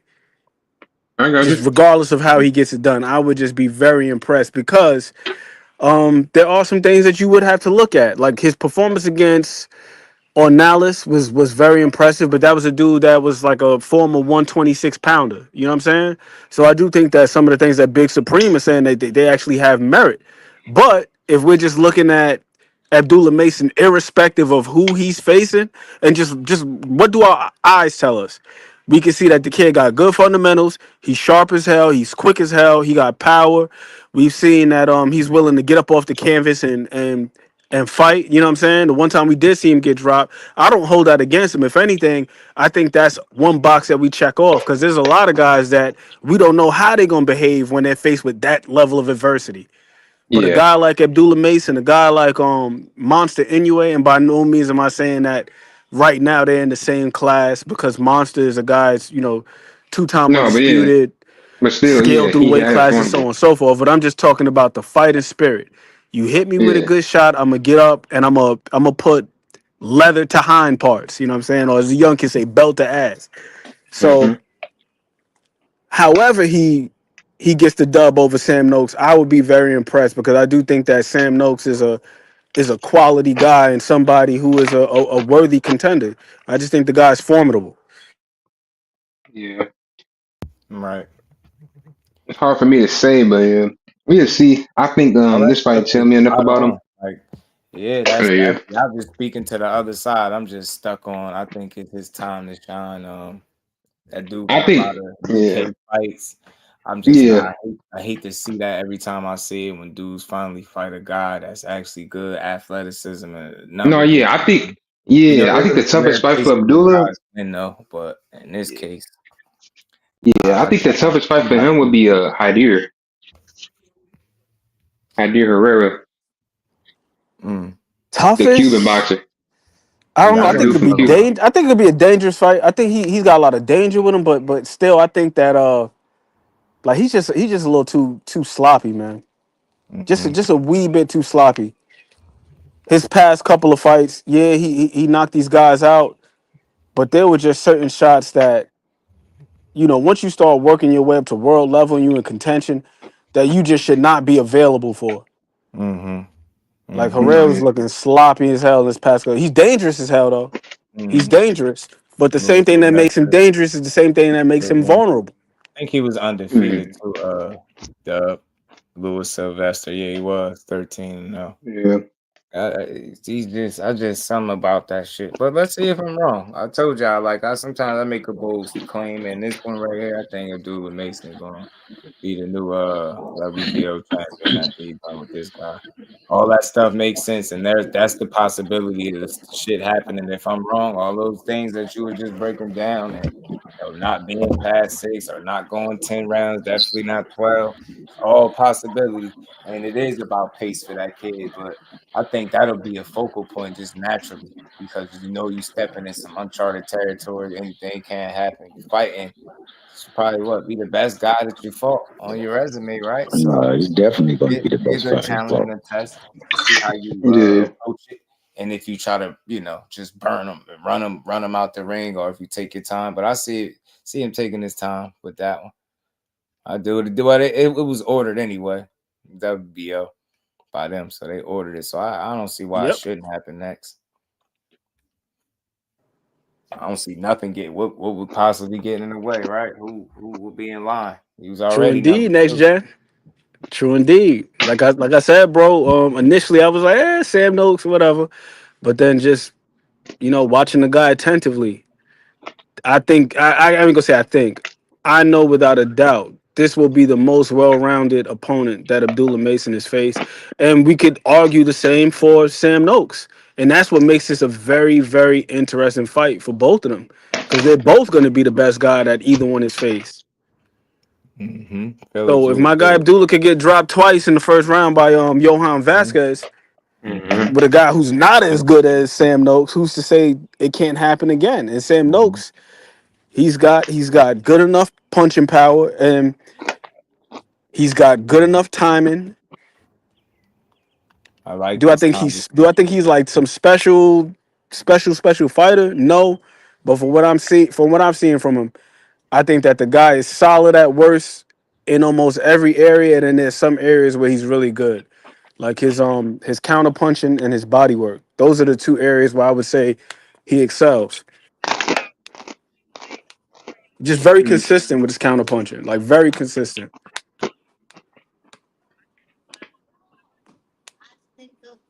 But I got Abdullah for the dub, though. I got him for the dub. I think he's gonna beat him. I think he's gonna pull it off. And what I don't want to happen for him with the whole narrative thing is, you know how the narratives go. If he fights Sam Noakes and he ekes out a close decision or something like that, I don't want people scrutinizing Abdullah Mason saying like, "Oh, he went life and death with Sam Noakes," like Sam Noakes is some type of bum or something like that. Yeah, right. Because that's generally what happens. Because you So look at the guy with the bigger name and you just assume he's supposed to destroy the other guy. I mean, we Mm-hmm. just saw it with Tank and Roach. A lot of people were sleeping on Roach simply because they hadn't really watched him like that under the microscope. And then when you see it play out and you like, oh, he went life and death with this dude. And it's like, we can't have it both ways. It can't be styles make fights. And then when we see it, a manifestation of it play out in front of us, then we like Talk about it. criticizing the A side guy. Talk about it. so that's a very Yeah, good what up? point. But you know that's actually gonna happen no matter what, because Abdullah's in a division with people's favorite fighter. And some people take their favorite fighter too damn serious. And they get defensive over no damn reason at all. So if he should eke out a win, people are gonna run with that narrative no matter what. Sam Noakes is a great test for Abdullah. And like you said, vice versa. Abdullah is a very good test for Sam Noakes as well too. I can't wait to see it because this is what he's been asking for. He's been asking for a scale up in a competition. He's been asking for him to be put up in fights where he's going to have to dig deep. So we're going to have to see if he can dig deep. I honestly got him winning the fight in round 7 through 9. But I wouldn't be shocked if it went the distance, and I wouldn't be shocked if Noakes was over there giving him something he's not ready for. But you want to be the next big thing, then you got to be ready for the next big moment. This is his next big moment. So we're gonna see how it play out. Yeah, I'm with y'all here. I Big feel fact. y'all. Look, just dude on. Y'all know I'll be right here, mess around and be calling the fight whenever it happen. If it ain't somewhere where I want to go see it, but yeah, I do think he going. I think he going. I don't think he going to struggle. I think he going to dominate this fight. Think it's pops. I love their temperament, their demeanor, man. Like I like it. I like the way I see the way he seems as if he learned a bit of patience and he ain't in a rush to eat his food so fast that he end up choking. Because that's what almost happened to the Johan kid, right? In the rush to eat that food, you almost choke. But it's a good learning experience, man. And he got through the moment. He responded very well, and I think his approach, like I think that's something that you put emphasis on going into this fight, right? Take your time. You got 12 rounds. You hear it all the time. And that's all it is. Matter of him just taking his time and doing him, man. He got every tool that he need in the shed, right? It's just putting it together in your biggest moment. Like T Hill was just saying, be ready for it. So I think they'll do their best to prepare him. And I don't want to say it like I'm just overlooking this dude. I'm just high on I think Mason is on right now. No, yeah. I feel I think you. it's his time. Yeah, I don't think it's the guy, like I say, to give him his toughest fight. It'll have to be. I'm seeing from it either Hyder dude or when he eventually fight for the title, like more Tyler or something. Those like the two people. And But let me this guy ask y'all, ain't man. So y'all think this should be his toughest, test to date, right? Sam Noakes. on paper, yeah, So, but not in yeah, reality, man. no. I think he got the ability to make it seem as if it wasn't that. That's what I'm saying. Yeah, Right? he Like I will. think we could watch I him fight. know, We could be like, I definitely. think people would really be impressed with him.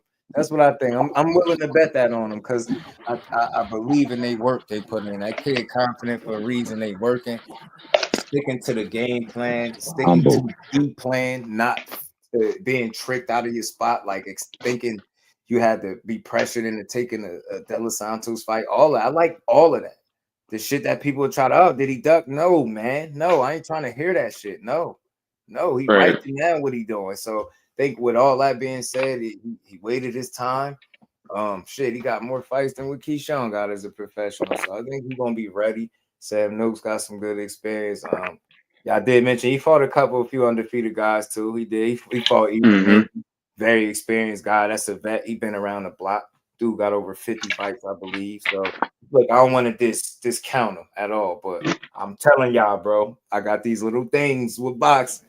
I got a hair superstition, and I got this thing when I go look in your resume and I see all the same flag. It's just Yeah. something that when they a lot of times, not every time, because nothing is 100%, but a lot of times when they fight that different guy, he gonna be so much different than everybody else he's used to. That Yeah. same success that you normally have against guys, I think it's just gonna be different. But the same could be said for Abdullah. Maybe he show him something way different because he damn sure, like Ant was saying, ain't gonna be no Nakatila. He gonna pull the trigger. This is a 27-year-old guy that's undefeated. He want to win too. So that's the main thing with me. Not coming in there just being a damn opponent for the young and to walk all over you. And from what y'all saying, I don't anticipate Sam Noakes being that guy, right? To just lay down and just get, dominated. So I believe he's gonna make Abdullah work, but I think we're gonna all walk away like, here, impressive, man. Impressive. What a win. Mm-hmm. Stoppage. I'm saying a stoppage. I think he stops him, bro. Maybe For late sure. too, past 6.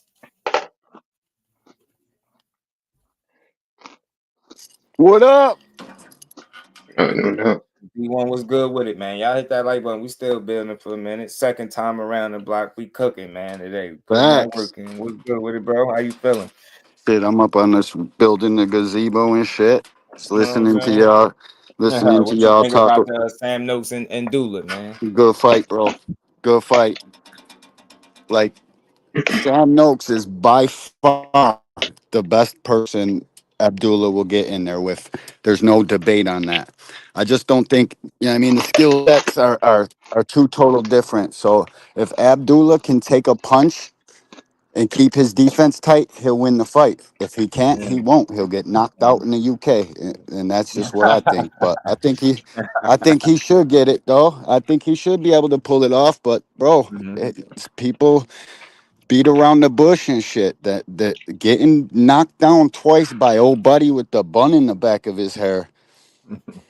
It says a lot, bro. We got to take that into consideration. If Abdullah is just going to put in work and throwing caution to the wind, he could get knocked out. Noakes is strong as shit. He a basic UK fighter, but he don't do anything too great.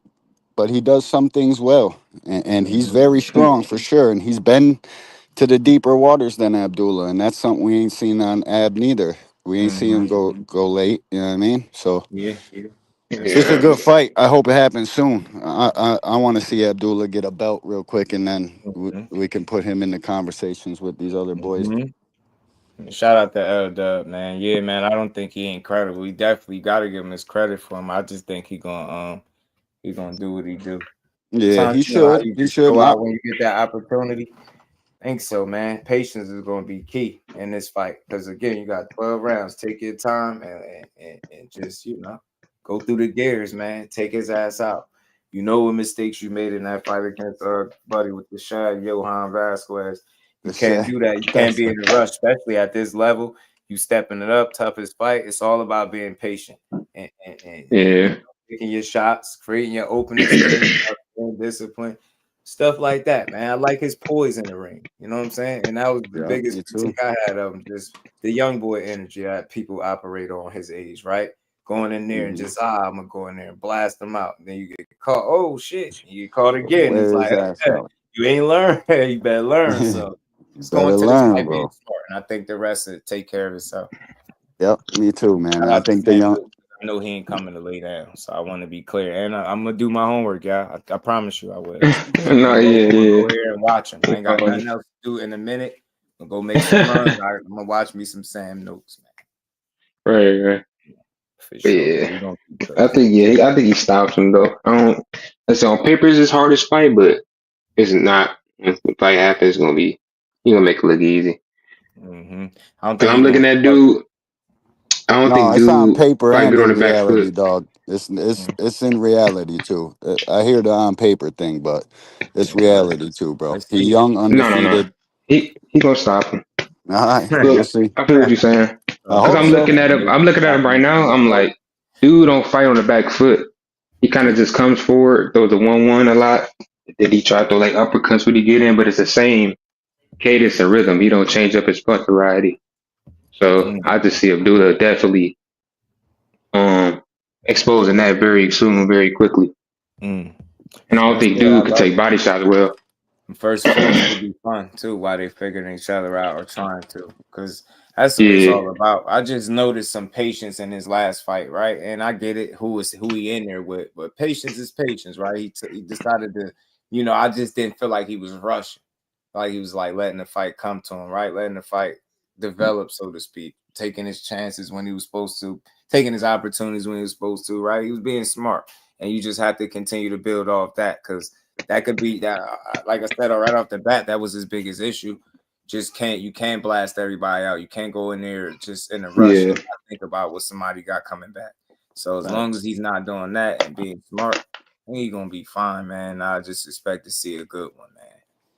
Yeah, yo, Yep. I just wanted to pop up and get my little 2 cents. You know what I Oh, mean? good, Say bro. what's up to my dogs. Have a good day. Be Man, you good. know Be it. safe, my boys. Peace out. You already know. Shout out to D1, man. That cap sand punch with both hands. Yeah, man. Let's see it, bro. I ain't got no. I told you I gotta do some homework. I gotta do Right, some yeah, you homework. gonna do your thing. You funny. Yeah, you said you gonna, I you gotta do know. some homework. I feel you, bro. I'm gonna do the same thing. Shit, we gonna The come back with surface level whenever you stuff do on your them next brothers, live. I'm gonna have to go watch them a little bit, and I Yeah, don't your mind next doing it. live, we have something. I wanna come back and say like, oh man, I seen some stuff that I think can, Mm-hmm. you know what I mean, give him issues because the more credit we give this guy, the better the win gonna be. And I like the fact that Dub listed what his prerequisites was. He been through the ranks, he fought some people, so like he earned it the Yeah. right way. He ain't just fight all like how I'm saying all the same flags. I'm just telling y'all, I got these little things with boxing. That's just one of them. Like when you ain't been, then you get in front of something that's a lot different than what you seen, and that's what I want to see.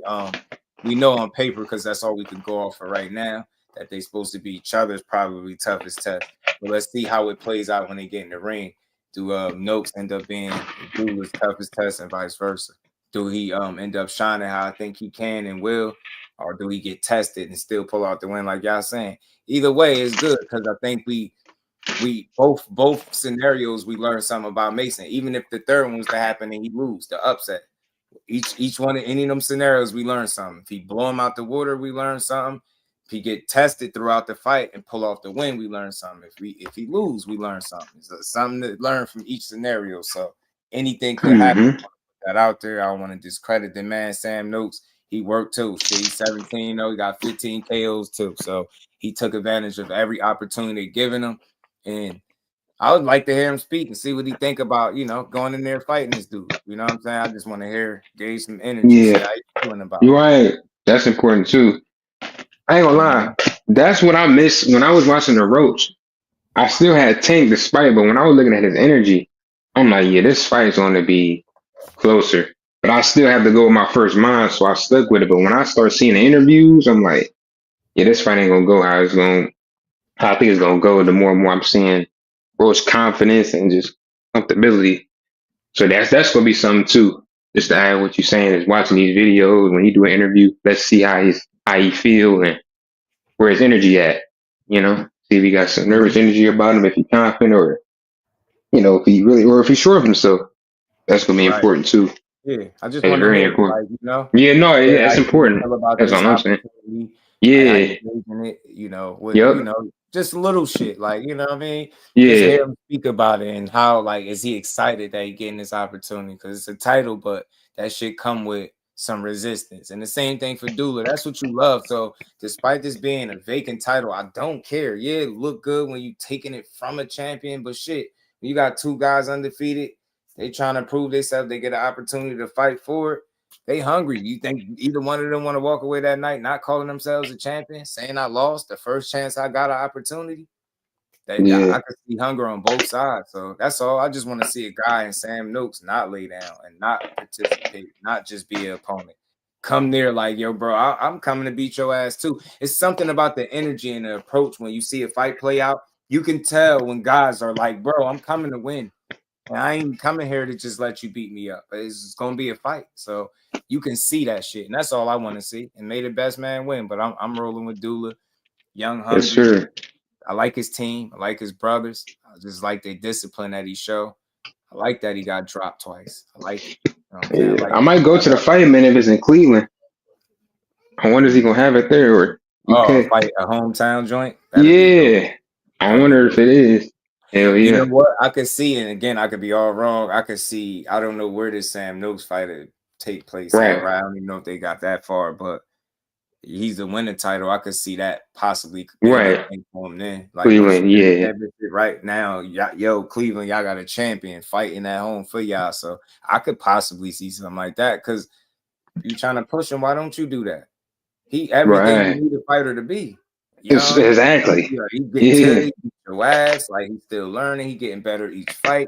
Like that's what I mean. Not too big on the talking as we seen, but he get in the ring and it's wholly different. It's the switch go and that's it. So exactly, Mm-hmm. people should get behind him. And how do you do it? That's a reason for Cleveland to be excited. You think about it, him being a world champion, coming back there to fight for them, get even more people invested in it. So Yeah.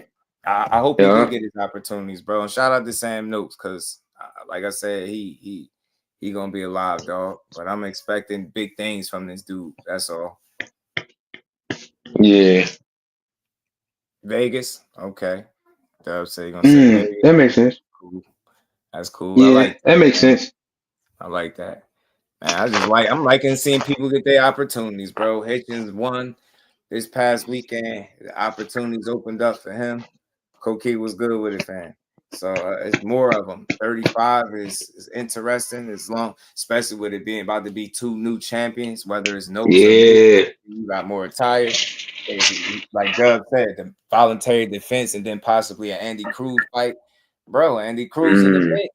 He get that title now. Right. All that shit that you was talking makes sense now. You know what I'm saying? So I Man, just who want you see, I want to ask you, who you think possibly going to unify, like out of the Andy, the Raymond, Abdullah, like who you see, like once they all champions, who you think going to unify first? Yeah, it was funny because you got a Doolin and Muratalla on the same side, right? Right. You got Andy Cruz with Matchroom, but he's right there positioning himself. So it would seem like he would get an opportunity at Raymond Muratalla, but with Right. Core possibly being in his last fight on Matchroom, it's interesting. Doug did throw something out there. Maybe he could be a free agent and pursue the Muratalla unification, potentially, possibly. Because I don't know how strongly I feel about him and Tank happening. I don't see Shakur Mason, same management. I don't see them fighting. Right, it's gonna be Yeah. something have to shake with the IBF belt, and I'm just realistically, I don't know what Tank wants to do, what direction. Right, we just one fight at a time with him. You know what I'm saying? So I don't know. He could wake up to after this fight and feel like he won whoever. So Mm-hmm. I don't know. I don't want to take nothing off the table, but I don't know with him. Core, I don't know if he don't get a Tank Davis, like who makes sense to really fight that moves the needle for you. Right. You get me? So it's a lot to figure I out, got man. you. With them It dudes, we is, can go yeah. a number of ways, but if you should core and you find yourself a free agent, hell yeah, you pursue. And you always gonna want the biggest fight. But if you can't get that, then you just go down the line to the next best thing. That's all. That's all I want to see him do. Like with any of these dudes, make the best available fight for yourself. You can't move mountains, can't force nobody to fight, negotiate with you, none of that. I can't control none of that from my seat. So I just, as a fight fan, I want to see these dudes pursue the best opportunities that's available for them, that they can I actually agree. and fight who want to fight you. You know what I'm saying? All that duck talk shit garbage, but I just know business. The business of boxing gonna always be there, and they don't give us what we want when we want it. They do it when they can make money from it. So Right. one of them things, like, you know, yeah, Hitchens, true professional. I like Hitchens, man. He getting his just due finally. And they like, it's Camboose. He's moved up to 140. Bro, he would have beat him regardless. And no point in Camboose's career would he ever beat Richardson Hitchens. I'm just gonna put Yeah, I that out. agree. No point. His Yeah. style thing is just can't do it. Now he probably could survive because look, one thing about him, like especially before the losses and stuff, he was a scrappy ass dude. He's still scrappy, but just not with that same love. Like he'll get in there and try. Cambo's is a scrappy dude. Like you don't, even though Teofimo halfway beat himself, and I get that, but you don't beat that dude if you ain't got nothing, right?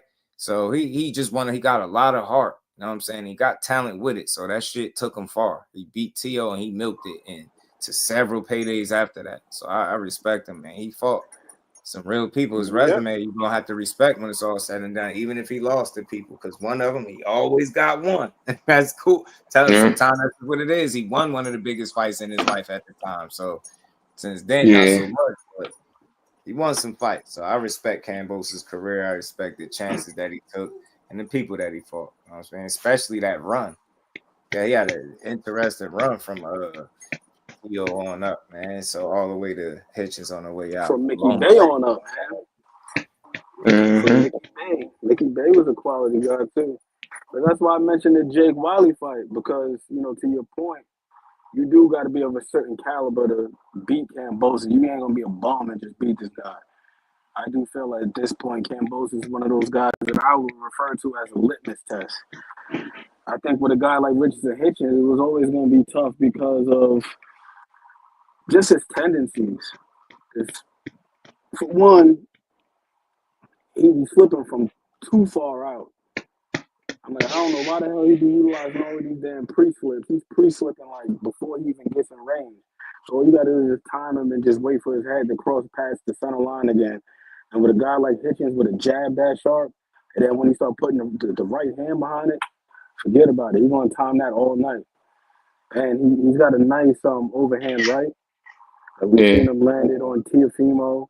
Against Jake Wiley, he was just landing. Like, he's pretty good with that, like trying to time the jab. But once again, with a guy that's that sharp and he's got that type of length, that type of quickness, it's going to be a tough task for him, even at his best. But yeah, I do think that you got to be of a certain caliber to beat him for sure. Like, he ain't going to just be losing to anybody. You're going to lose to the upper echelon guys.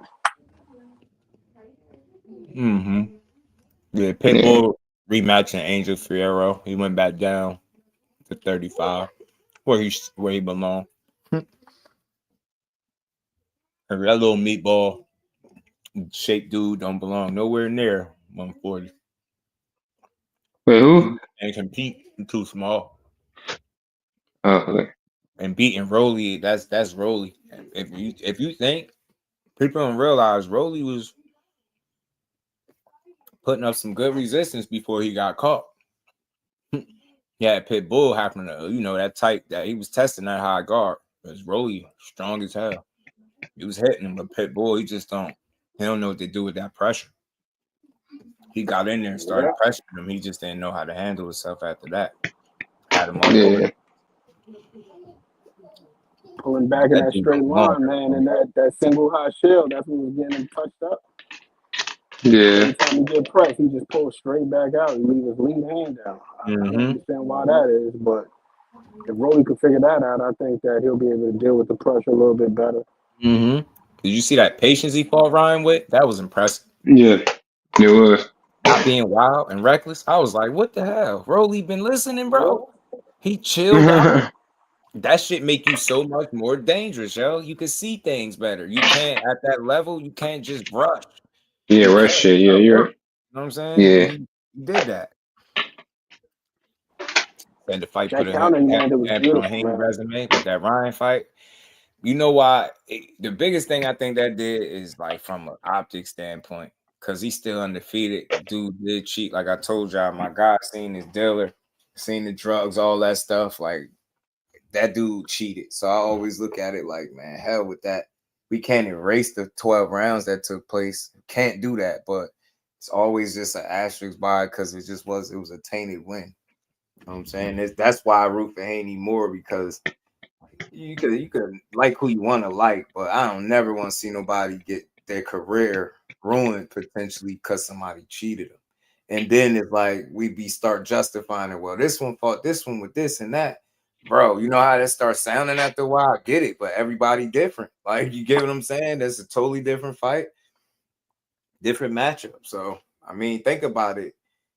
Them being familiar with each other, drugs or not, would have made the fight a certain way. It could have made it competitive in and of itself. Now you got any type of unfair advantage. Now you're talking about something totally different. And that's just how I always look at that. And it's unfortunate because only thing that man was trying to do, and this is what people clowned him for, it was try to grow. Now he was chasing that money. He chased. And what the fuck is he supposed to do? Y'all sit up all day on streams talking about how he don't sell tickets and this and that. Dude try to fight a guy that he felt like would sell some tickets and be a meaningful fight. I can't clown him for that. He did shit the right way. He didn't cheat. He made the weight. I don't care how much he rehydrate until they do something about it. I'm not gonna keep sitting up here crying like he breaking the rules because they letting him do it. So it's like, nah, he did everything right. Yeah, he was a little blinded by the money.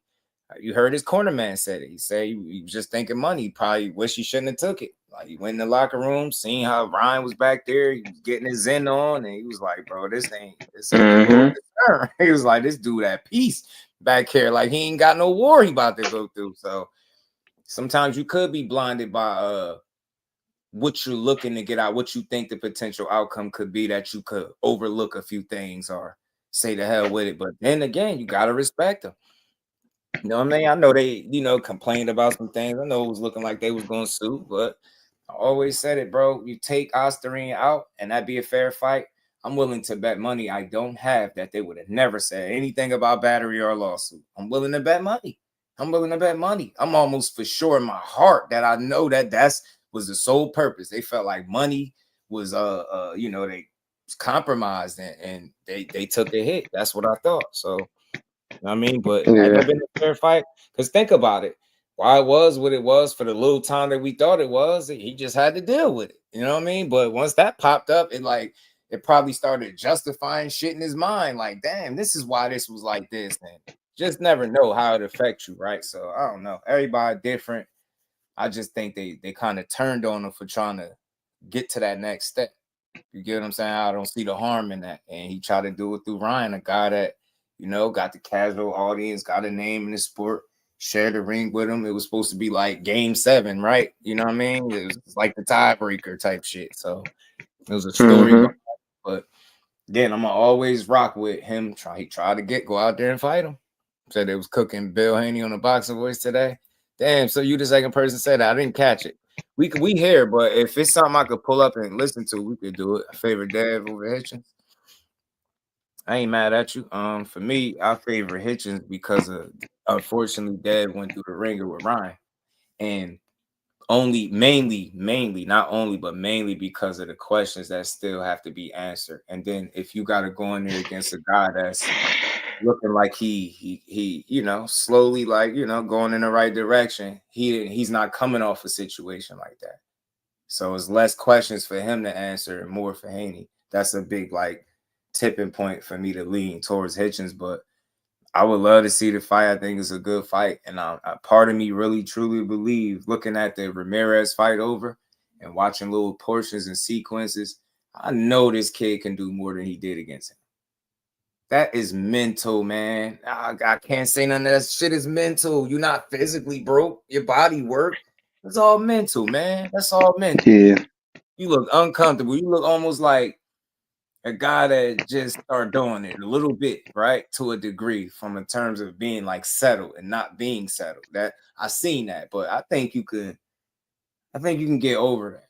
At least I hope so. I think so, because there's so many opportunities in the fight, and it's like, oh, bro, you being too clean. Like, bro, well, I appreciate good defense, but nah, rip that right hand, shoot the jab, and like I said before, I don't know if this sounds like excuses to y'all, but I'm really serious. If your best weapon is a jab, we know this, right? One of your weapons, that's one of his premier weapons. Devin Haney is gonna jab you with that long ass jab. If you're not using that with any consistency, and that's something that's like one of your primary weapons, and the punch you use to set up the rest of your offense, is your offense going to look spotty how his look, especially when you mix it in with the excessive moving? You're going to get exactly what you got, because without it, like, I think, show me a fight where that's not been what he do. Set up behind the jab, and that's smart boxing. So he overthought it from a strategy standpoint, or was it just him completely being uncomfortable? And the only reason I say strategy, because Bill said something like, it wasn't the game plan to utilize the jab, and I'm clueless. Like, how is that good? Because it's almost like you moving away from something that made you who you are. Everybody's not right. I think you could have jabbed him into oblivion if you wanted to. So without that presence of a jab consistently, now you're missing the right hands. They're a lot more spotty. The offense as a whole is spotty, mixed with the fact that you're still shaking out cobwebs. So then your mind probably is thinking, get to the next fight. There's so much shit I think played into it, but physically he can operate and perform. It's just mentally, will he be willing to take those chances without the fear of what might happen if he get touched, right? Because you can't fight like that. You can't fight super safe like that and without offense. Guys like Hitchins and those different guys, the TOs, that they're gonna give you hell. You need more Devin Haney offense. So without the presence of a consistent jab, it's hard to see him setting up the rest of his offense, because I never seen him really do it any other way.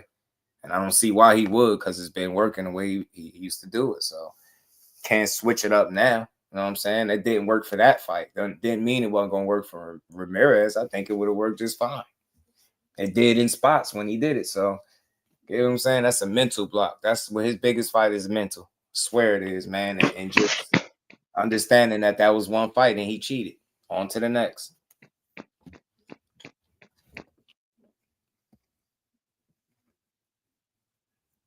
Said Bambi legs. They be getting at them Bambis. Getting them Bambis.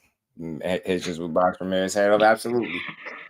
Too sharp. It'd be too fast. He'll eat him up. I'll eat him up, bro. He'll feast Picasso. He'll paint on him all night. You know what I'm saying? And Ramirez tough, so he probably won't get stopped, but he'll get tattooed up. I like the way he was catching and shooting this past weekend. Hitchens, he was comfortable with, being in there, getting a little physical at times and rough with Cambosis. You seen some intent. You seen some of his, nasty mean streak that he got. He just got to work his way towards that. You know what I mean? So I liked it. I definitely liked it.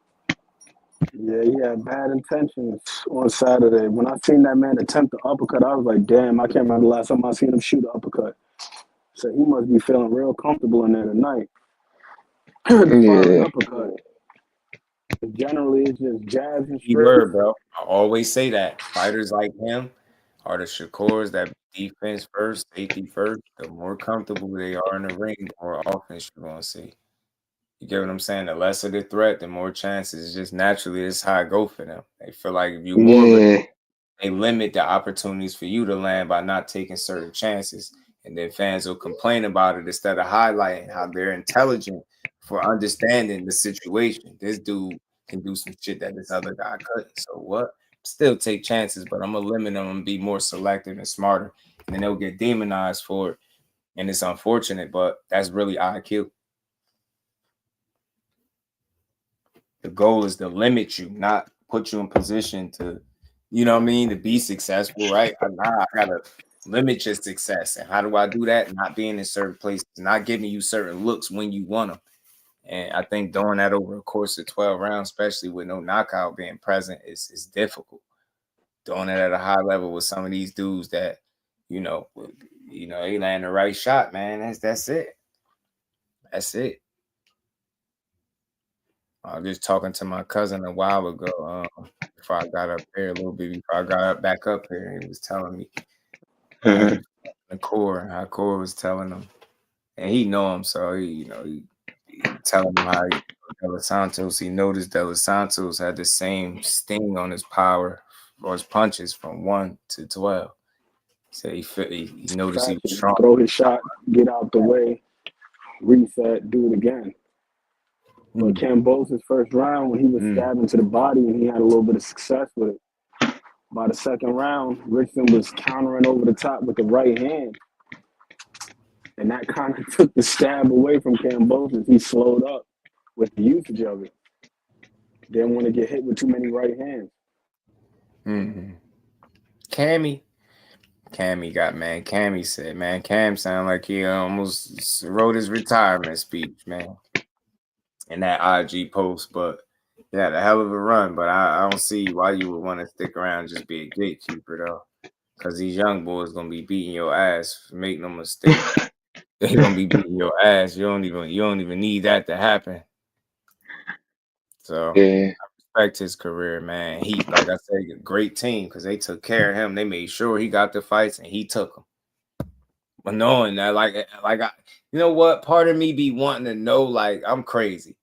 Certain fights at certain points, like, I really want to know what was like, how much did Cambosis and company feel like they was gonna win this fight?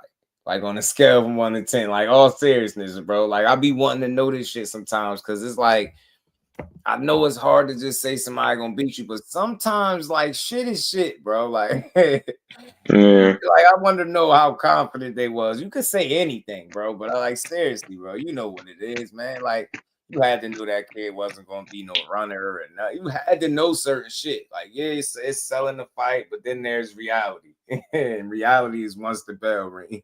You know damn well that man wasn't about to be running from you.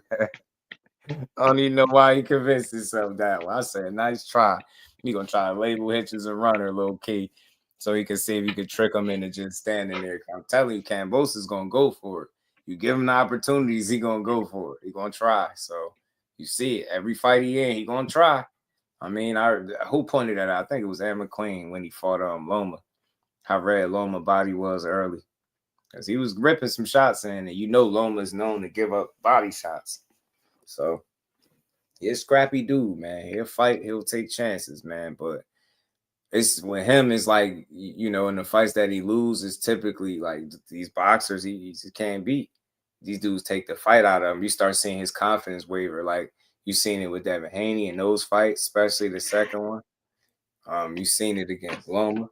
You get what I'm saying? You definitely seen it against Hitchens. He was super confident against Tio. That's what made me feel like he was going to win. Man, he was super confident. I think it was one point when Tio took his shirt off, threw it on the ground. I could have swore that Campbell's just kick his shirt, pick it up, and throw it. It just was like little shit. I'm like, yo, who would this dude? Yeah. He ready, man. I heard about your fights with Lee Selby and Mickey Bay. I didn't catch him live. I heard about him. Split decision king. Bro had the perfect storm for Tio. Man, he had all the right energy. He was saying the right shit. He was confident. Tio was getting pissed off. Cambosis was over there just cool as hell. Then got in the ring. You try to drop him. He got dropped early. Try to just take the fight to him, and it backfired, bro. I was like, yep, he in for one, bro. Fighting the wrong. Yeah. Cambosis had him emotional.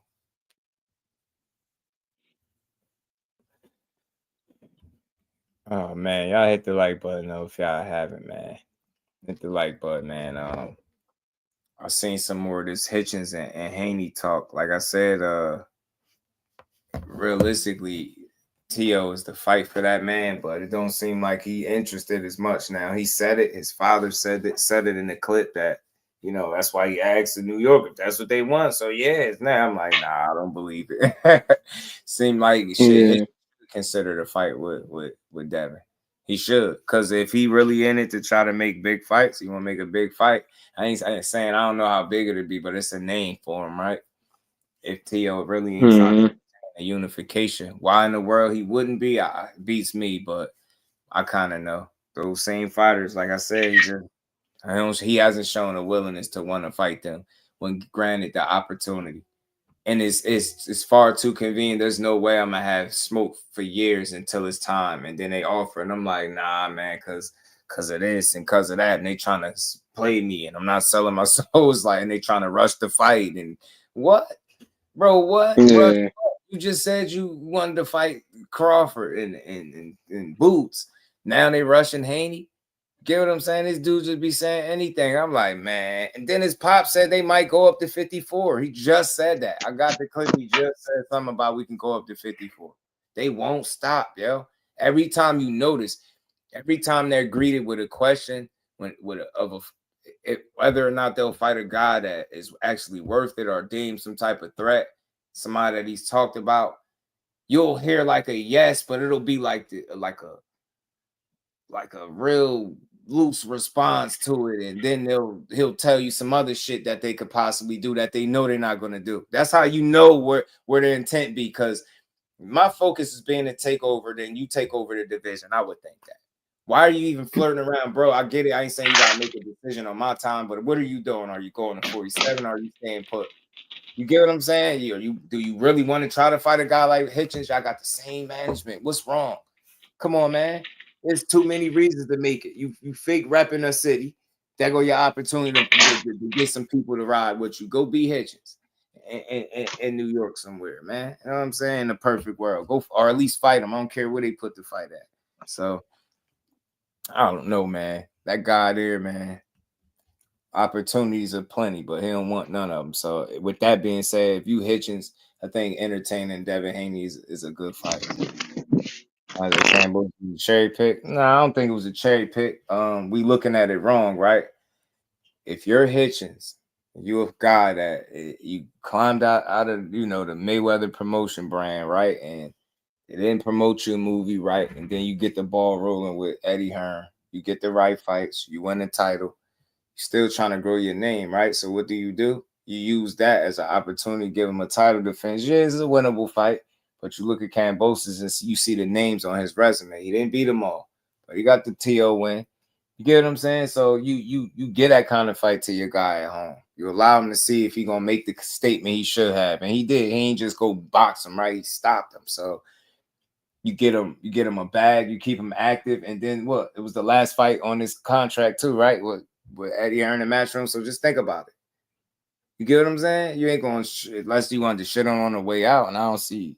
I ain't see that happening. So I think Eddie Hearn or whatever, however that fight came to fruition, it's something that happened where I don't think it's impossible for him to work with Eddie again, because it don't seem like they was on bad terms and none of that stuff. It don't seem like Eddie looked salty about him not signing, re-ing up or whatever the case. So he did help him, put him in position. But yeah, Kambosos that's one of those fights that you get a guy. You know what I mean? You help him build his profile a little bit. It's a name fighter. Kambosos, his name rings some bells in Australia, right? He's fought in front of some big crowds, right? He fought some of them guys. So it's not a bad win, right? If it's good for Haney, if it's good for Loma, it's good for Hitchins. You know what I mean? On the way out, with him being on his way up. That's some of the guys is like Haney, right? He fought some of the guys possibly on their way out. You don't knock it, you understand it for what it is. So it's more of but it's like a stay busy, you know what I mean? But you're gonna get paid. You're gonna fight a guy that's been in there, guys, right? So it's not bad on the resume. It's just not. True indeed, and it's important to highlight the one thing that you said, man. Profile. I'm gonna say that word 3 more times. Profile, profile, profile. So if you got a guy that's on the way out, what better way to try to incentivize him to stay with you than to give him a name, a notable name, regardless of how credible we may feel or may not feel Kambosos is at the moment. He is still a name, because he could have fought a much tougher fight against somebody else who's not as notable as Kambosos. So that's the first part. Get some clout off of his name. Also, the other part is the homecoming aspect of it. Get this guy a homecoming fight. I think it was very strategic, them using the venue that they chose. Right? You're not going to put him in the main room over at Madison Square Garden. You're also not going to have him fight in the Barclays. because you don't know exactly what the guy's drawing power is. So you don't want to put him in a big venue to where he can't sell it out. Mm-hmm. Regardless of what the numbers are, you can say, well, you sold out the Hulu Theater. Mm-hmm. That sounds a lot better than, well, we only did 60 or 70% of the Barclays. Even though the Barclays holds more people, to say we sold out this venue, that's something that Richardson Hitchens can have, to his credit. And now it makes him a bigger name. And once again, you see, you called out Devin Haney. You also got that aspect working too, where now you guys got a common opponent. This guy went 24 rounds with Dev. I stopped him in what, 8, 7, 8? Right. There's just so many different ways that you can work the whole profile aspect of it. Yeah. Right. Nah, that's a fact. That's why I say sometimes we be thinking like, all right, well, he's a champion now. Get him the most dangerous guy. Nah, they still building these fighters, man. They put them in fights that make sense, that make money. Guys can win. Keep his his title run going. I see he said something about getting Dalton Smith. The thing is, I don't know where he's ranked at in the IBF. And I could have swore Dalton Smith fought not too long ago. So yeah, although those things are possibilities, but what's the likelihood of happening? And a lot of times, if you that's why I like Dub, he break down them rankings. A lot of times you'll see why certain fights do or don't happen, possibly, right? So I don't know. But I do think again, you got to consider on your way out. You know what I'm saying? Usually don't be the craziest fight. You know what I'm saying? Think about that. When anybody's situation, usually when they're in their last fight. They don't get nothing crazy. Shakur got Artem. No slight to him, but you get me? We like, yo, he should have got X, Y, and Z, but he got Artem because he on the last fight of his contract. So just take that into consideration. That boxing source, what it do, homie? He just really want to make a statement. He need to fight Matiz since the consistency that he ducked him. Yeah, I mean, look, I ain't against that fight at all. I'm just not. But Matiz fighting who again?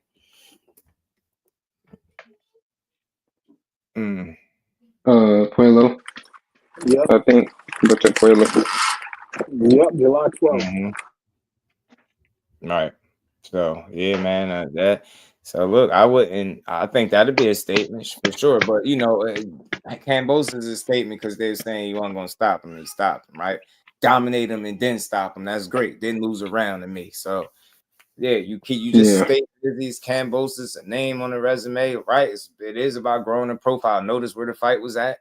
You get what I'm saying? New York. None of that is by chance. That's all intentional. So I get it. I understood it. But I think now, frequent, you could look at things like what could he do next? Could it be a unification? Because you took a defense of your title, right? You defended it. So now you look to unify. That's why I like the Teal fight, but Teal don't play ball when it's time to fight the black fighters. You know what I'm saying? He don't play ball. And I don't know if you want to consider Matiz black, but it is what it is. He turned him down too. So I'm getting a little annoyed with this. And Hitchens right now be a trifecta. It'd be Matiz, it'd be Devin. And now you're telling me a guy that you claim in New York with you don't want to fight? I just don't. So at this point, I don't understand what he want to do, but we're gonna find out. Shout out to Hitchens, man. I think he deserved a meaningful fight coming up. He do. Why not? I'm saying I like to see him against any of these dogs at 40. If that's where he's still gonna be at. Any unification. I ain't got no pick. Whatever available fight, just make it. You know what I'm saying? Do the best you can for yourself, bro. Beating other champions. Yeah. Who babysitting the fighters? How could we babysit the boxers? We can't pick who they fight. Matchmakers We say or the same promoters. stuff all the time. We not babysitting. I don't think nobody in here is babysitting no fighters. We all want to see the same fights, but it's how they get made is I think where the biggest difference in the conversation be, or how a person should go about pursuing it. Like all the time, like for instance, bro just said something about he could have got Dalton Smith. It's some stuff you got to consider. Yeah, could he have done that? But is it realistic? And when you start to break it down and look at schedules and where guys be ranked at and what title they be pursuing, some of these options don't be seeming like, a realistic enough option. So yeah, I would like Dalton Smith, a good fighter. I wouldn't mind seeing it. I think Hitchens would beat him too, but Mm-hmm.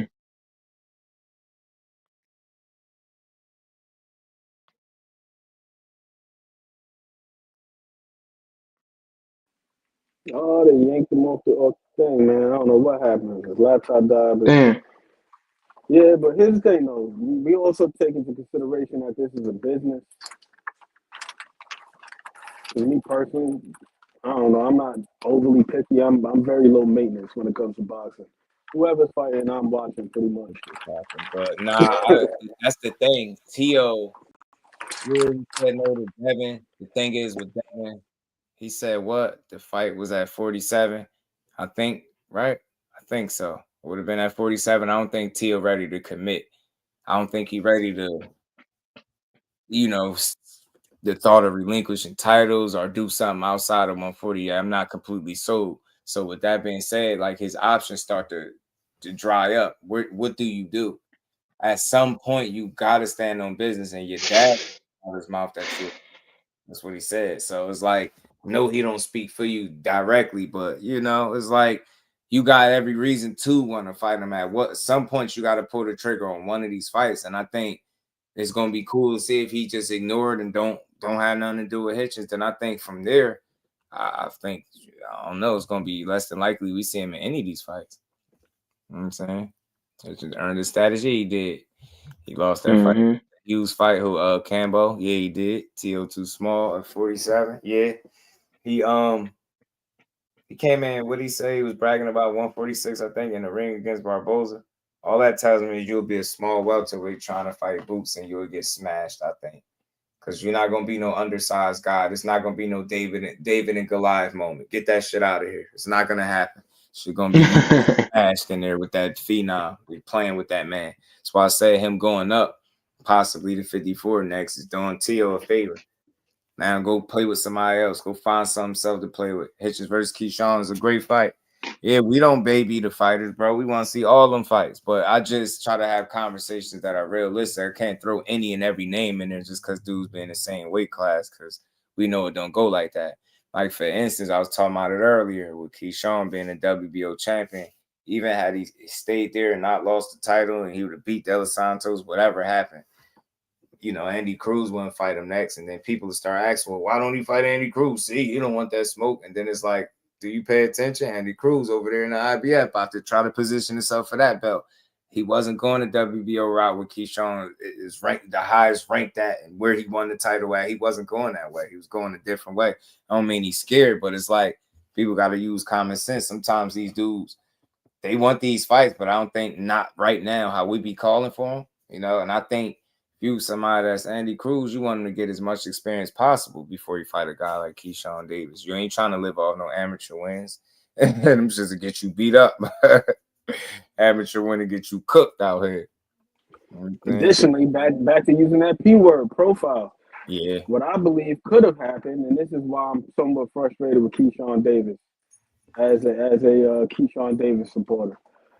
Yeah. Had Andy gone, had Andy, you know,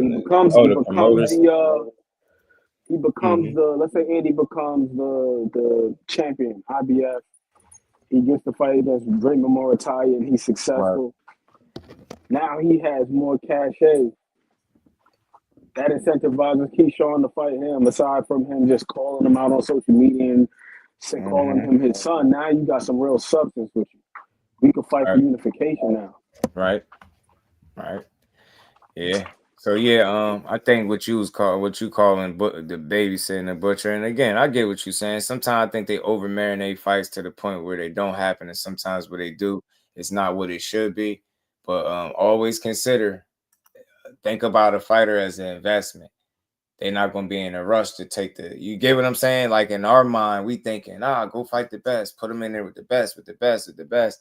Now, dudes be trying to grow these guys' names, and sometimes you can't do that fighting the guys that we be wanting to see next, right? I think it's a process, and every now and again we get one of them fights that we want without them over marinating and shit like that. But a lot of cases, that's what you're gonna see. Guys growing the fighters because people make money when these guys fight. And that shit get different if you putting a guy in fights where he constantly losing before you could even build him to a certain point, right? So I think it's all about trying to get to that. And think about it, a lot of these dudes, they fight double-digit fights, not making no money. Like I interviewed Deja Green, she fought for McDonald's, she fought for free. Like this shit is crazy. So sometimes when you get in that position, they gonna go make money without necessarily having to have the most dangerous, fight attached to it. I don't call that ducking. I just think it's the business of boxing. And that's how you see some of these guys reach the levels that they reach. You gotta be built and groomed a certain way. You know what I'm saying? But we'll see, man. Some of these fights I think we're gonna get, but you know how I go.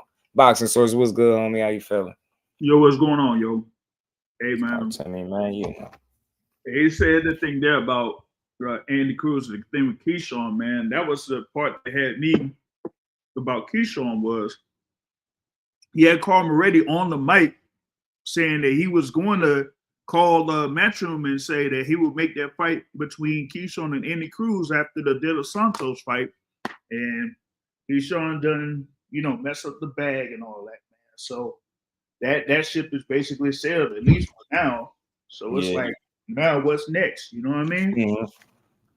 Kind of suck. But I think if you Keshawn, you understand the opportunity that you let slip by. And if you're really going up to 140, then you start entertaining some of them guys that you've been going back and forth with. You got the Frank Martins of the world and Hitchins fight up there. Got some names. That's why I say do your next best thing. Because you can't go backwards. You got to eat that situation, but make the most of it in the next weight class up if you actually going up. Yeah. So that's have what we even heard from Keshawn since? Mm-hmm. Because I haven't seen anything. Oh, you said haven't seen anything from Keshawn since? Yeah. Nope. No, I did hear somebody shout out to Queen Lisa. She mentioned it about him being told not to, make a statement regarding that situation. So it's been like radio silent outside of seeing his brother make that tweet. I ain't seen nothing from him. Yeah, I'm about to say, yeah, 'cause I think he would have been said something. Like, they must have told him not to say anything. Mm-hmm. Because I'm like, damn. Mm-hmm. So, the kids fight guys who don't sell to fight them. Yeah. Matias was talking that stuff to Haney. I wouldn't be surprised though, because they did frame him as a duck temporarily. Yeah. They did do it. They came right here and made it seem like he ain't want to fight, and they ain't even talk to the right people. So I think that's what Matias like, man. I ain't trying to hear none of that fight, bro. You know, big ass ticket seller. Because then they start saying, well, who knows this dude and who he be? It's like, dude, do you want to fight or not? That's a dangerous fight for him. I don't see it ever happening. I don't think Haney's scared of nobody. I just think, though, from this point on, man, it's going to be about matchmaking, going to be his best friend or his worst enemy. People could take that as a bad thing. I don't think it is. But you see a guy still trying to get his feet back cemented where he once was. There's certain fights that it just wouldn't probably be in his best interest to take. People are calling it up, whatever, but shit, I like the young man called out smoke. He fought Ramirez, trying to get back at Ryan. Ryan fumbled. He moved on. He said, Teo, I'll fight you. Hitchens, I'll fight you at 47. We could do it at 47. So I like the focus. I just want to see one of the fights come to fruition. If it's not going to be Hitchens at 47, what would you think is a good fight for Devin Haney? Because I had one, but it would take a little bit of finagling or some payments in order to sort it out, though. Who you thinking? The newly crowned WBA welterweight champion of the world, Rolando Rolly. Hey man, Rolly is in the mix though.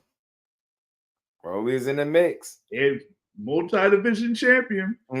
I've heard people mention like them name. Teofimo mentioned something about fighting him. Like his name has come up. I think after beating Ryan, you could kind of revisit fighting him. I don't think it's the worst thing in the world no more, right? So it's boxing, man. Shit, make the fight. Rolly is a strange guy, man. Rolly Doug Devin. Yeah, that'd be crazy if they could pull Yes, that a off. really That'd be good fight. wild. Imagine seeing that fight right now, though, Rolly and Devin. Hey, That'd be listen, something right now, bro. We was good to see that. That'd be a little wild, man. hey, A little Dev is like number 2 in the WBA. If it wasn't for that gear soft dude being a mandatory, Right. and you'd probably be really thinking about it. But I don't know. Well, they say, hey, gear soft. Here's some of this money, step aside money to step aside once again. Let's have this fight between Rolly Romero and Devin Haney. All right.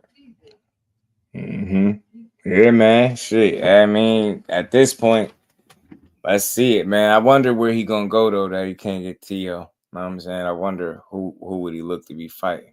It's gonna be interesting to see who he chooses to fight next at 47. Decent one fighting smaller guys, bro. We too big for that. Hey, ain't going. He like, man, them smaller guys. He got the smaller guys. The bigger guys gonna kick his ass. I feel you, hey. I feel you, homie. I feel you. Yeah, I think anytime that you've grown accustomed to having physical advantages in your fight, and those are essentially like stripped away from you on the night, I think you could run into some issues, right? That's reasonable. You know what I'm saying? Like imagine, the physical advantages that he came accustomed to, whether it was height, reach. You know what I mean? I don't care if it was punching power, all these different things, and then you get in front of a guy and Ryan. And essentially all that stuff is like fall by the wayside. You no longer have all of those different advantages. And now shit's tipping in a different favor, right? Don't have a power advantage. You ain't faster, right? You ain't so much taller. It's just like it's a lot going on there. And I think the first time he got faced with the challenges, it's unfortunate Ryan tainted it with the cheating. But, just at least for while we was watching it before that information came out, you know what I'm saying? That fight just played out a certain way. And that's what I felt like. It was a lot to overcome on the night. You trying to overcome, not having none of those advantages that you're accustomed to. Bigger, faster than these dudes. Some you probably more of a puncher and you're not even a puncher. So it's just a lot, size, fighting smaller, older guys. I get it. But I do think he can fight dudes his size, though. I do. He was boxing Ryan. He just he made some big mistakes, some critical mistakes, getting dropped and shit like that. Because outside of that, he was boxing his ass off, right? He was boxing pretty well, should I say? He was boxing well. Yeah. Hey, you talking about Devin? Yeah, and when he wasn't Oh getting no, no, knocked down. no, yeah. Like you said, man, that fight was because he wasn't using what, like you said, he got all his wins from the jab. You know what I'm saying? Using his feet, he was kind of just stagnant and like, I guess he wanted to. I don't know. I guess he's trying to feel Ryan power and at the same time, like, see if he can overpower Ryan. It was a horrible game plan, though. Or Yeah, like maybe the when I, mental, maybe trick him out, psych yeah, him out, but nah, you yeah, was supposed to exploit the things that make you feel like Ryan can't rock with you. That's not better than you. His feet, man. That was one of the main things, bro. Feet. yeah. The fact that he don't have the feet you have, and he's not as disciplined as you are. Shout out to R. Stokes, man. Happy belated Father's Day to the pops out there too, man. But yeah, he just, fought all he had for to the do is fans, keep man. his distance, man. It would have been an easy fight for him. Yeah, for sure. What's up, Boxer Source? What's up, man? It was I good. agree, bro. I think so. Yeah. And he could have made it a lot less easier. He could have. I think he just should have kind of, took him some rounds first before really trying to give him any opportunities. That's the way he could have did it, and he didn't have to run and none of that neither. Just could have let him already run some of that gas out of the tank that already was running on quarter tank missing. You know what I'm saying? I was like, you seen this dude fighting spurts like that? I was like, imagine had he chose to approach it a bit different, where he wasn't able to land them shots. Because without them knockdowns, he definitely lose the fight to me, Ryan. So. But he did get him, and that's the thing. You can't erase him. But still, man, I think it was some critical errors that he was able to take advantage of that most Haney opponents can't. And I give him some credit, but then it's like as soon as you try to give him credit, oh yeah, remember the Osterring. So it's like the hell with him. Right. Crazy, man. It is. Osterine doesn't affect decision making though. Yeah. That's No, all it factors don't. that you gotta take into count. You know what I mean? Tactic and implementation. It doesn't affect that. And I thought that Devin did pretty good when he was pushing Ryan back. Like rounds 2 through 6 when he was pushing him back. Ryan had most of his success when he was able to come downhill or when they were at a neutral position. But when he was pushing him back, he couldn't really do much. You don't really see him throwing too much, moving backwards. And I just got to give Derrick James credit, too, for having him prepared to counter the jab. That was the main thing. Yeah. You watch the media workout. He had him drilling that incessantly. Throwing at the same time. And the right hand, too. The right hand was super understated. Just understanding that more often than not when Devin Haney slips, he doesn't roll back underneath. He slips, and then he just brings his head right back to the center line. He doesn't, like, slip to the outside, and he always slips to the same side for the most part. He slips to his right, which is what you're supposed to do, to evade a jab.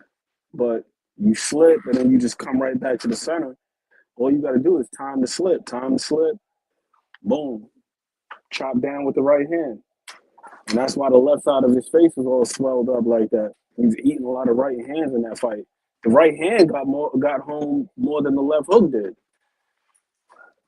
Being honest, just like watching that fight under close inspection, like the right hand, he was eating with that right hand. Ryan Garcia was. And as far as like being able to time the jab, one thing that I really liked that Devin did rounds 2 through 6 was he got hit to the setup. Like Ryan would touch just to feel him, just to measure the range before he would throw the hook. So every time he would probe twice, like rounds 2 through 6, I thought that Devin did a good job of either evading a left hook or beating him to the punch. So he flipped it on Ryan. But then, once again, he just didn't really have too many answers for the right hand. And I thought that the feints that he did too, the feints that he did through rounds 2 through 6, basically all rounds when he didn't get dropped. He did a fantastic job of keeping Ryan from being able to time the jab and hook off on him. So I think that was the other thing too, just switching up the rhythm, switching up the cadence to keep the guy from timing him, disrupt him, and be a little bit more deliberate. Instead of just throwing that butt naked jab, he looked like the first hook that he got caught with. He just fired the jab, just butt naked. He didn't feint, nothing. He just threw it, and Ryan was ready for it, timed it. But that's kudos to Derrick James for that. Right. Derrick James.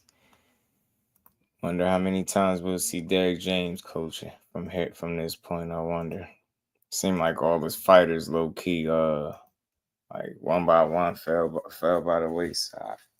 I mean, Spence started an ill domino effect with Spence to Charles to Frank Martin to Ryan. Like, damn, Anthony Joshua was like, bro, everybody. He started with a couple, ended up with a little roster, and then it just went different from there.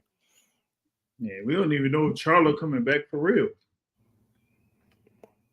You say Charlo coming back, you said? We don't know. You said he might. I know you keep saying it, right? But shit, man, at some point you gotta do it. Yeah, like, you know what I'm saying? How long I you got gonna be heard like coming a back? couple fights that he could be involved in, and I'm like, nah, just go ahead and announce the shit, man. Like, Right. Yeah. Right. Any chance we see Dev activate his WBC mandatory? Mm-hmm. He is number 1, right? Who? After Dev, he's number 1 in the WBC. So Yeah, he is. Do you think there's any chance that he activates that after Barrios Pacquiao? Depending on how that goes. He could, because I mean that's got to be due. I know that Barrios got elevated, so that mandatory got to be due soon.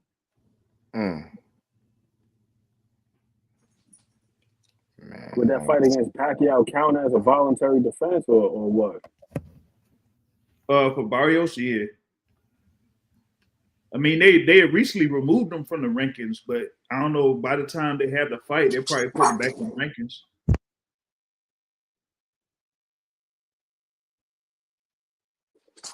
I think that would be a good look for him, business-wise, to get a fight against the winner of that fight. Well, I if think that would be a good phenomenon for business. Pacquiao end up winning that. Oh, they gonna activate that quick. I believe they should, man. That's a huge name and potentially a big money fight. But it just depends on what Suleiman say. I mean, he said number one, but that don't necessarily mean that he's the mandatory. That depends on Suleiman and that championship committee, but we'll see. That's why I asked the question if it was possible for him to activate or something like that. Because I remember watching Sergio Martinez and all of the trouble that he had to go through just to get that fight with Julio Cesar Chavez Jr. That dude was popping up at every single convention trying to make that happen. So, to your point, it's not always a sure thing just because you're number one that you're going to be in line for a fight like that. And it's complicated, man.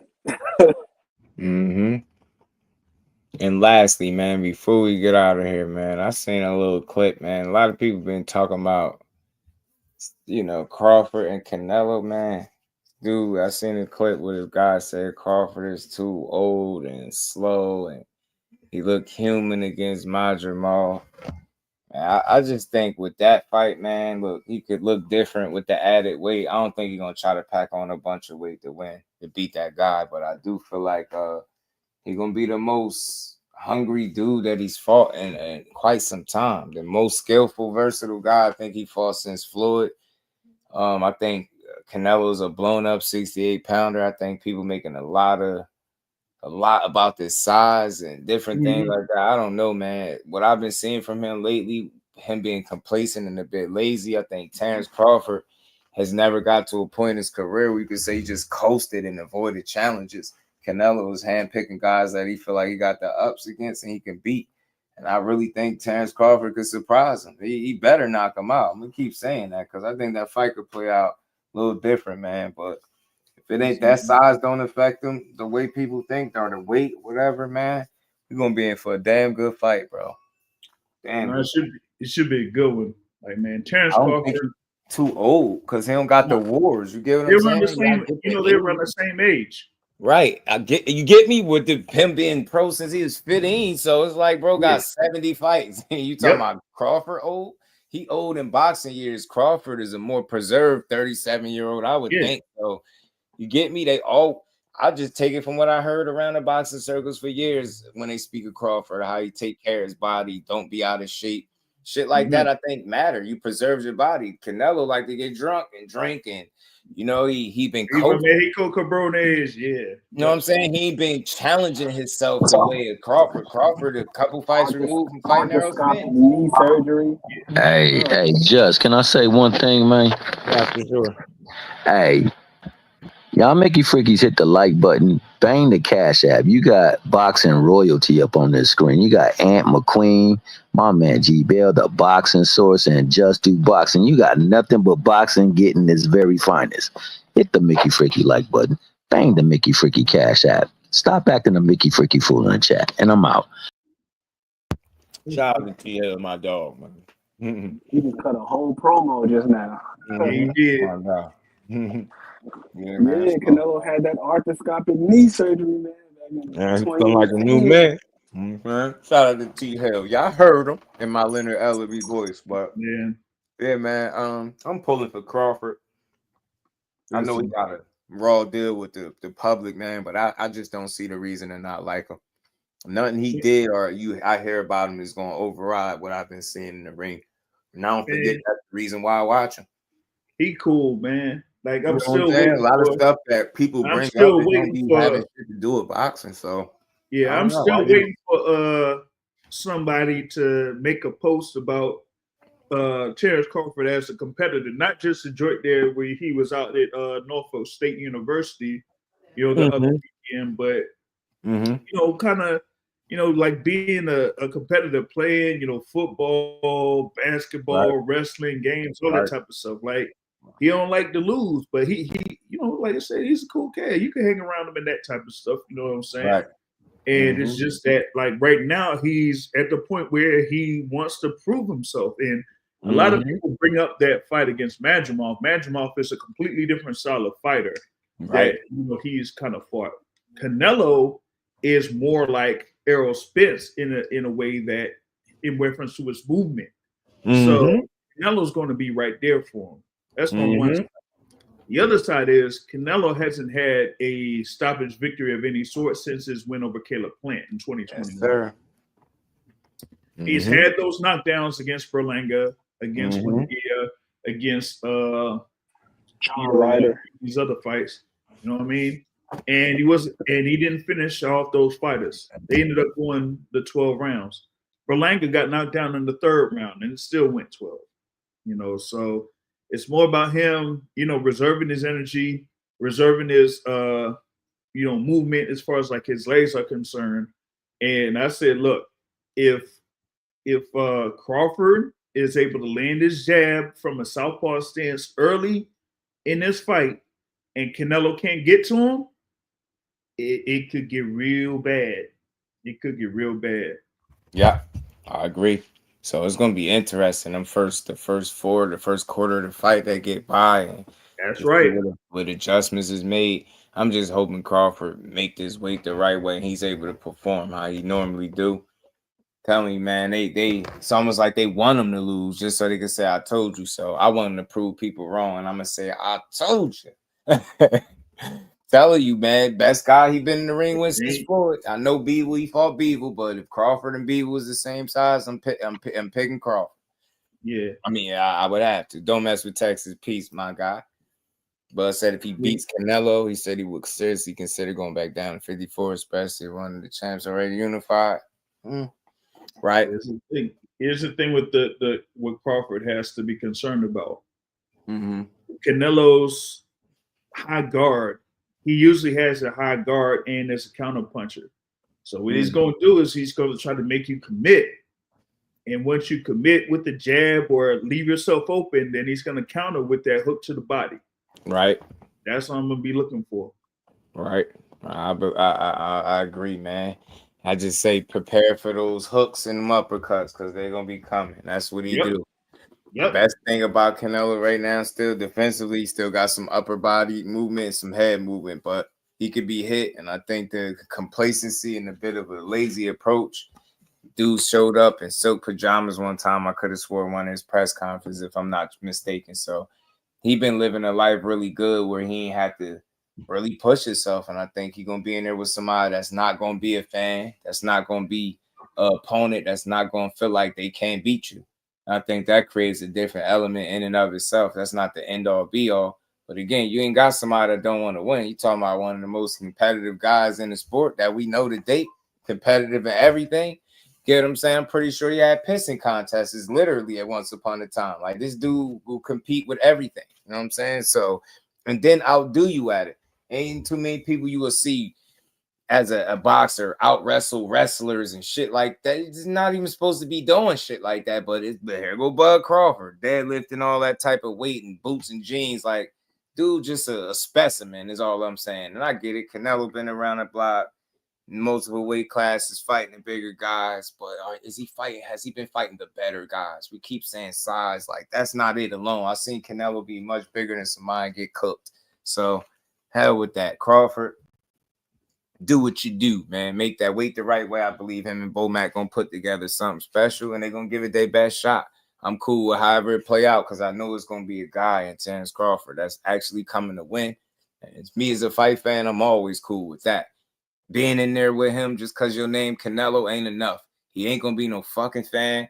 No slight to him, but Berlanga was cool. We were getting outboxed. You tried in your spots. You had some little forced your little moments, but overall, it just seemed like it didn't piss you off enough that you lost to him. That's not gonna be Crawford. You know what I mean? Him losing round after round, there's no way he gonna want to, from a competitive standpoint, not make an adjustment or try something. Like, so that's all. He in there with somebody that actually want to win, and that could create something different in the fight. So we're gonna find out though. We Hearn at the dark. Yeah, beat Hearn at a dark game. Like, come on, man. That's Crawford. Wow. All you do is compete. He out here play. God, did he get a triple double on the celebrity basketball? Yep. Yeah, he did win in that darts game. Yep. The man On got the everything. triple double, man. I ain't betting against Bud. His mom used to pay people around the neighborhood to beat her son up, bro. And you see how that turned out. I'm not betting against Bud. Hell no. Hell no. I'm going down with him. He go down, I go down with him. In this particular fight, I'm not betting against Mount. Hey, it is what it is.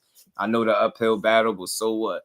So, I mean, at least I know he gonna get up for this shit. I don't expect to be let down in terms of effort. So, like I said, wins and losses is just part of the game, but it's how you go out to me.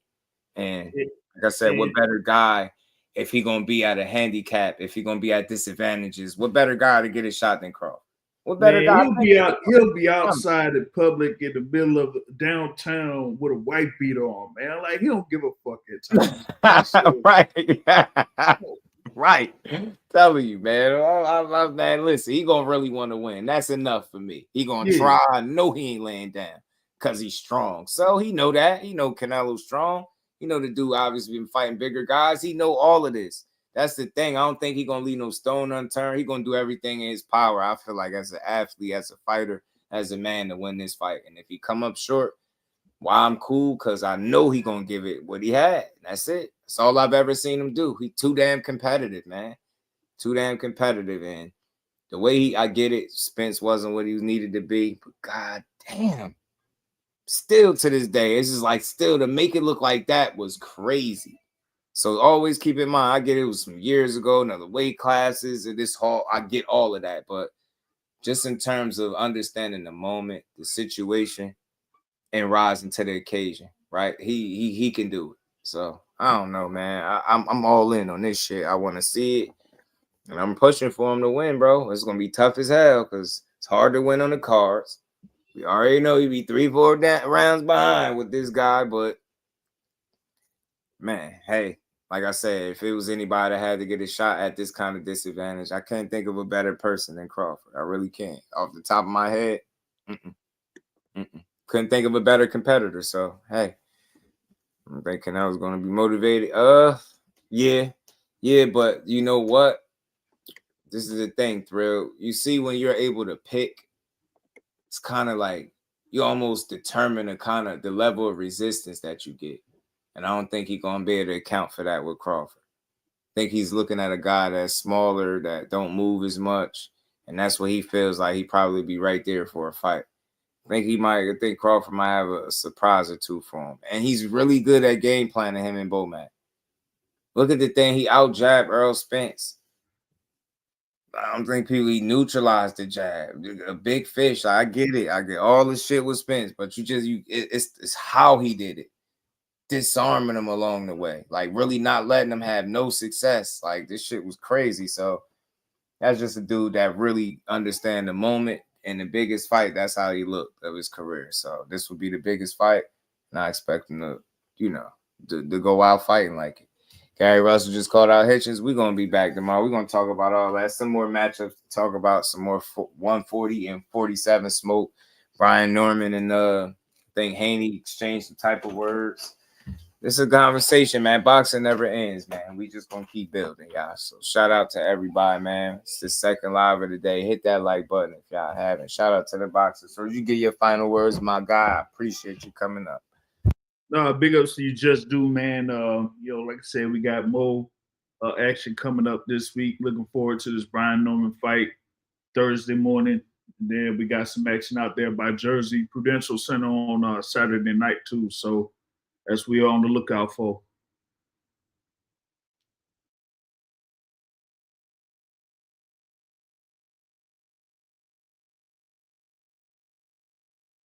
Appreciate you, man. Much love. Shout out to my guy, the box. So it's 815. What it do, man? What's up, man? Shit, my last words, man, is hope we get some good night of fights, like you said, Thursday for Norman. I don't know what's Saturday, but yeah, man, and next month July, after Shakur, the Usyk and all that.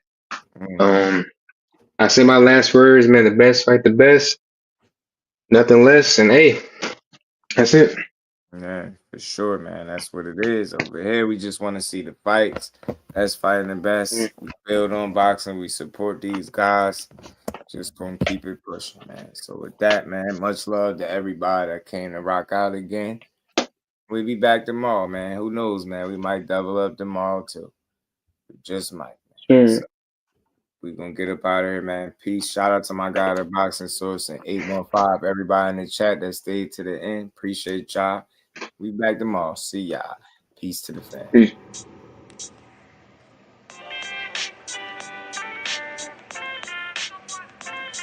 Yo, you know the deal. We back again. We never slacking. Word 'em up. Ladies and guys, whether if you drunk or you high, it's time to pay respects to the illest man alive. If you think you got a point, he'll shrink you down to size. And from there it's downhill like a slinky or a slide. Open your eyes, got a deep connection with the rise, so you might see them jump in whenever they go live. Peep it, this channel blowing up now, it's not a secret. With tons of exclusive interviews to listen to. Them other channels I hate, but yo, they missing clues. They start narratives, sip the goose and twist the truth. It don't take a rocket scientist to get the proof. Just click the live at 4 p.m. Eastern time. But when you chime in, make sure you keep it kind. But if cowards want to debate, then it's feasting time. My man Jusdu shine busy all the time. Grind 24/7, 365.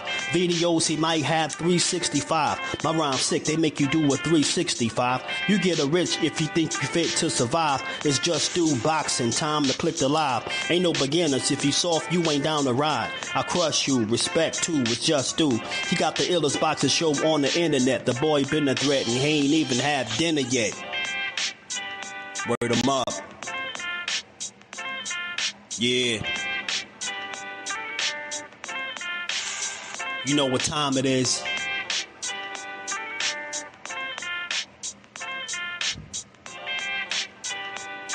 4 p.m. Eastern. Click the link.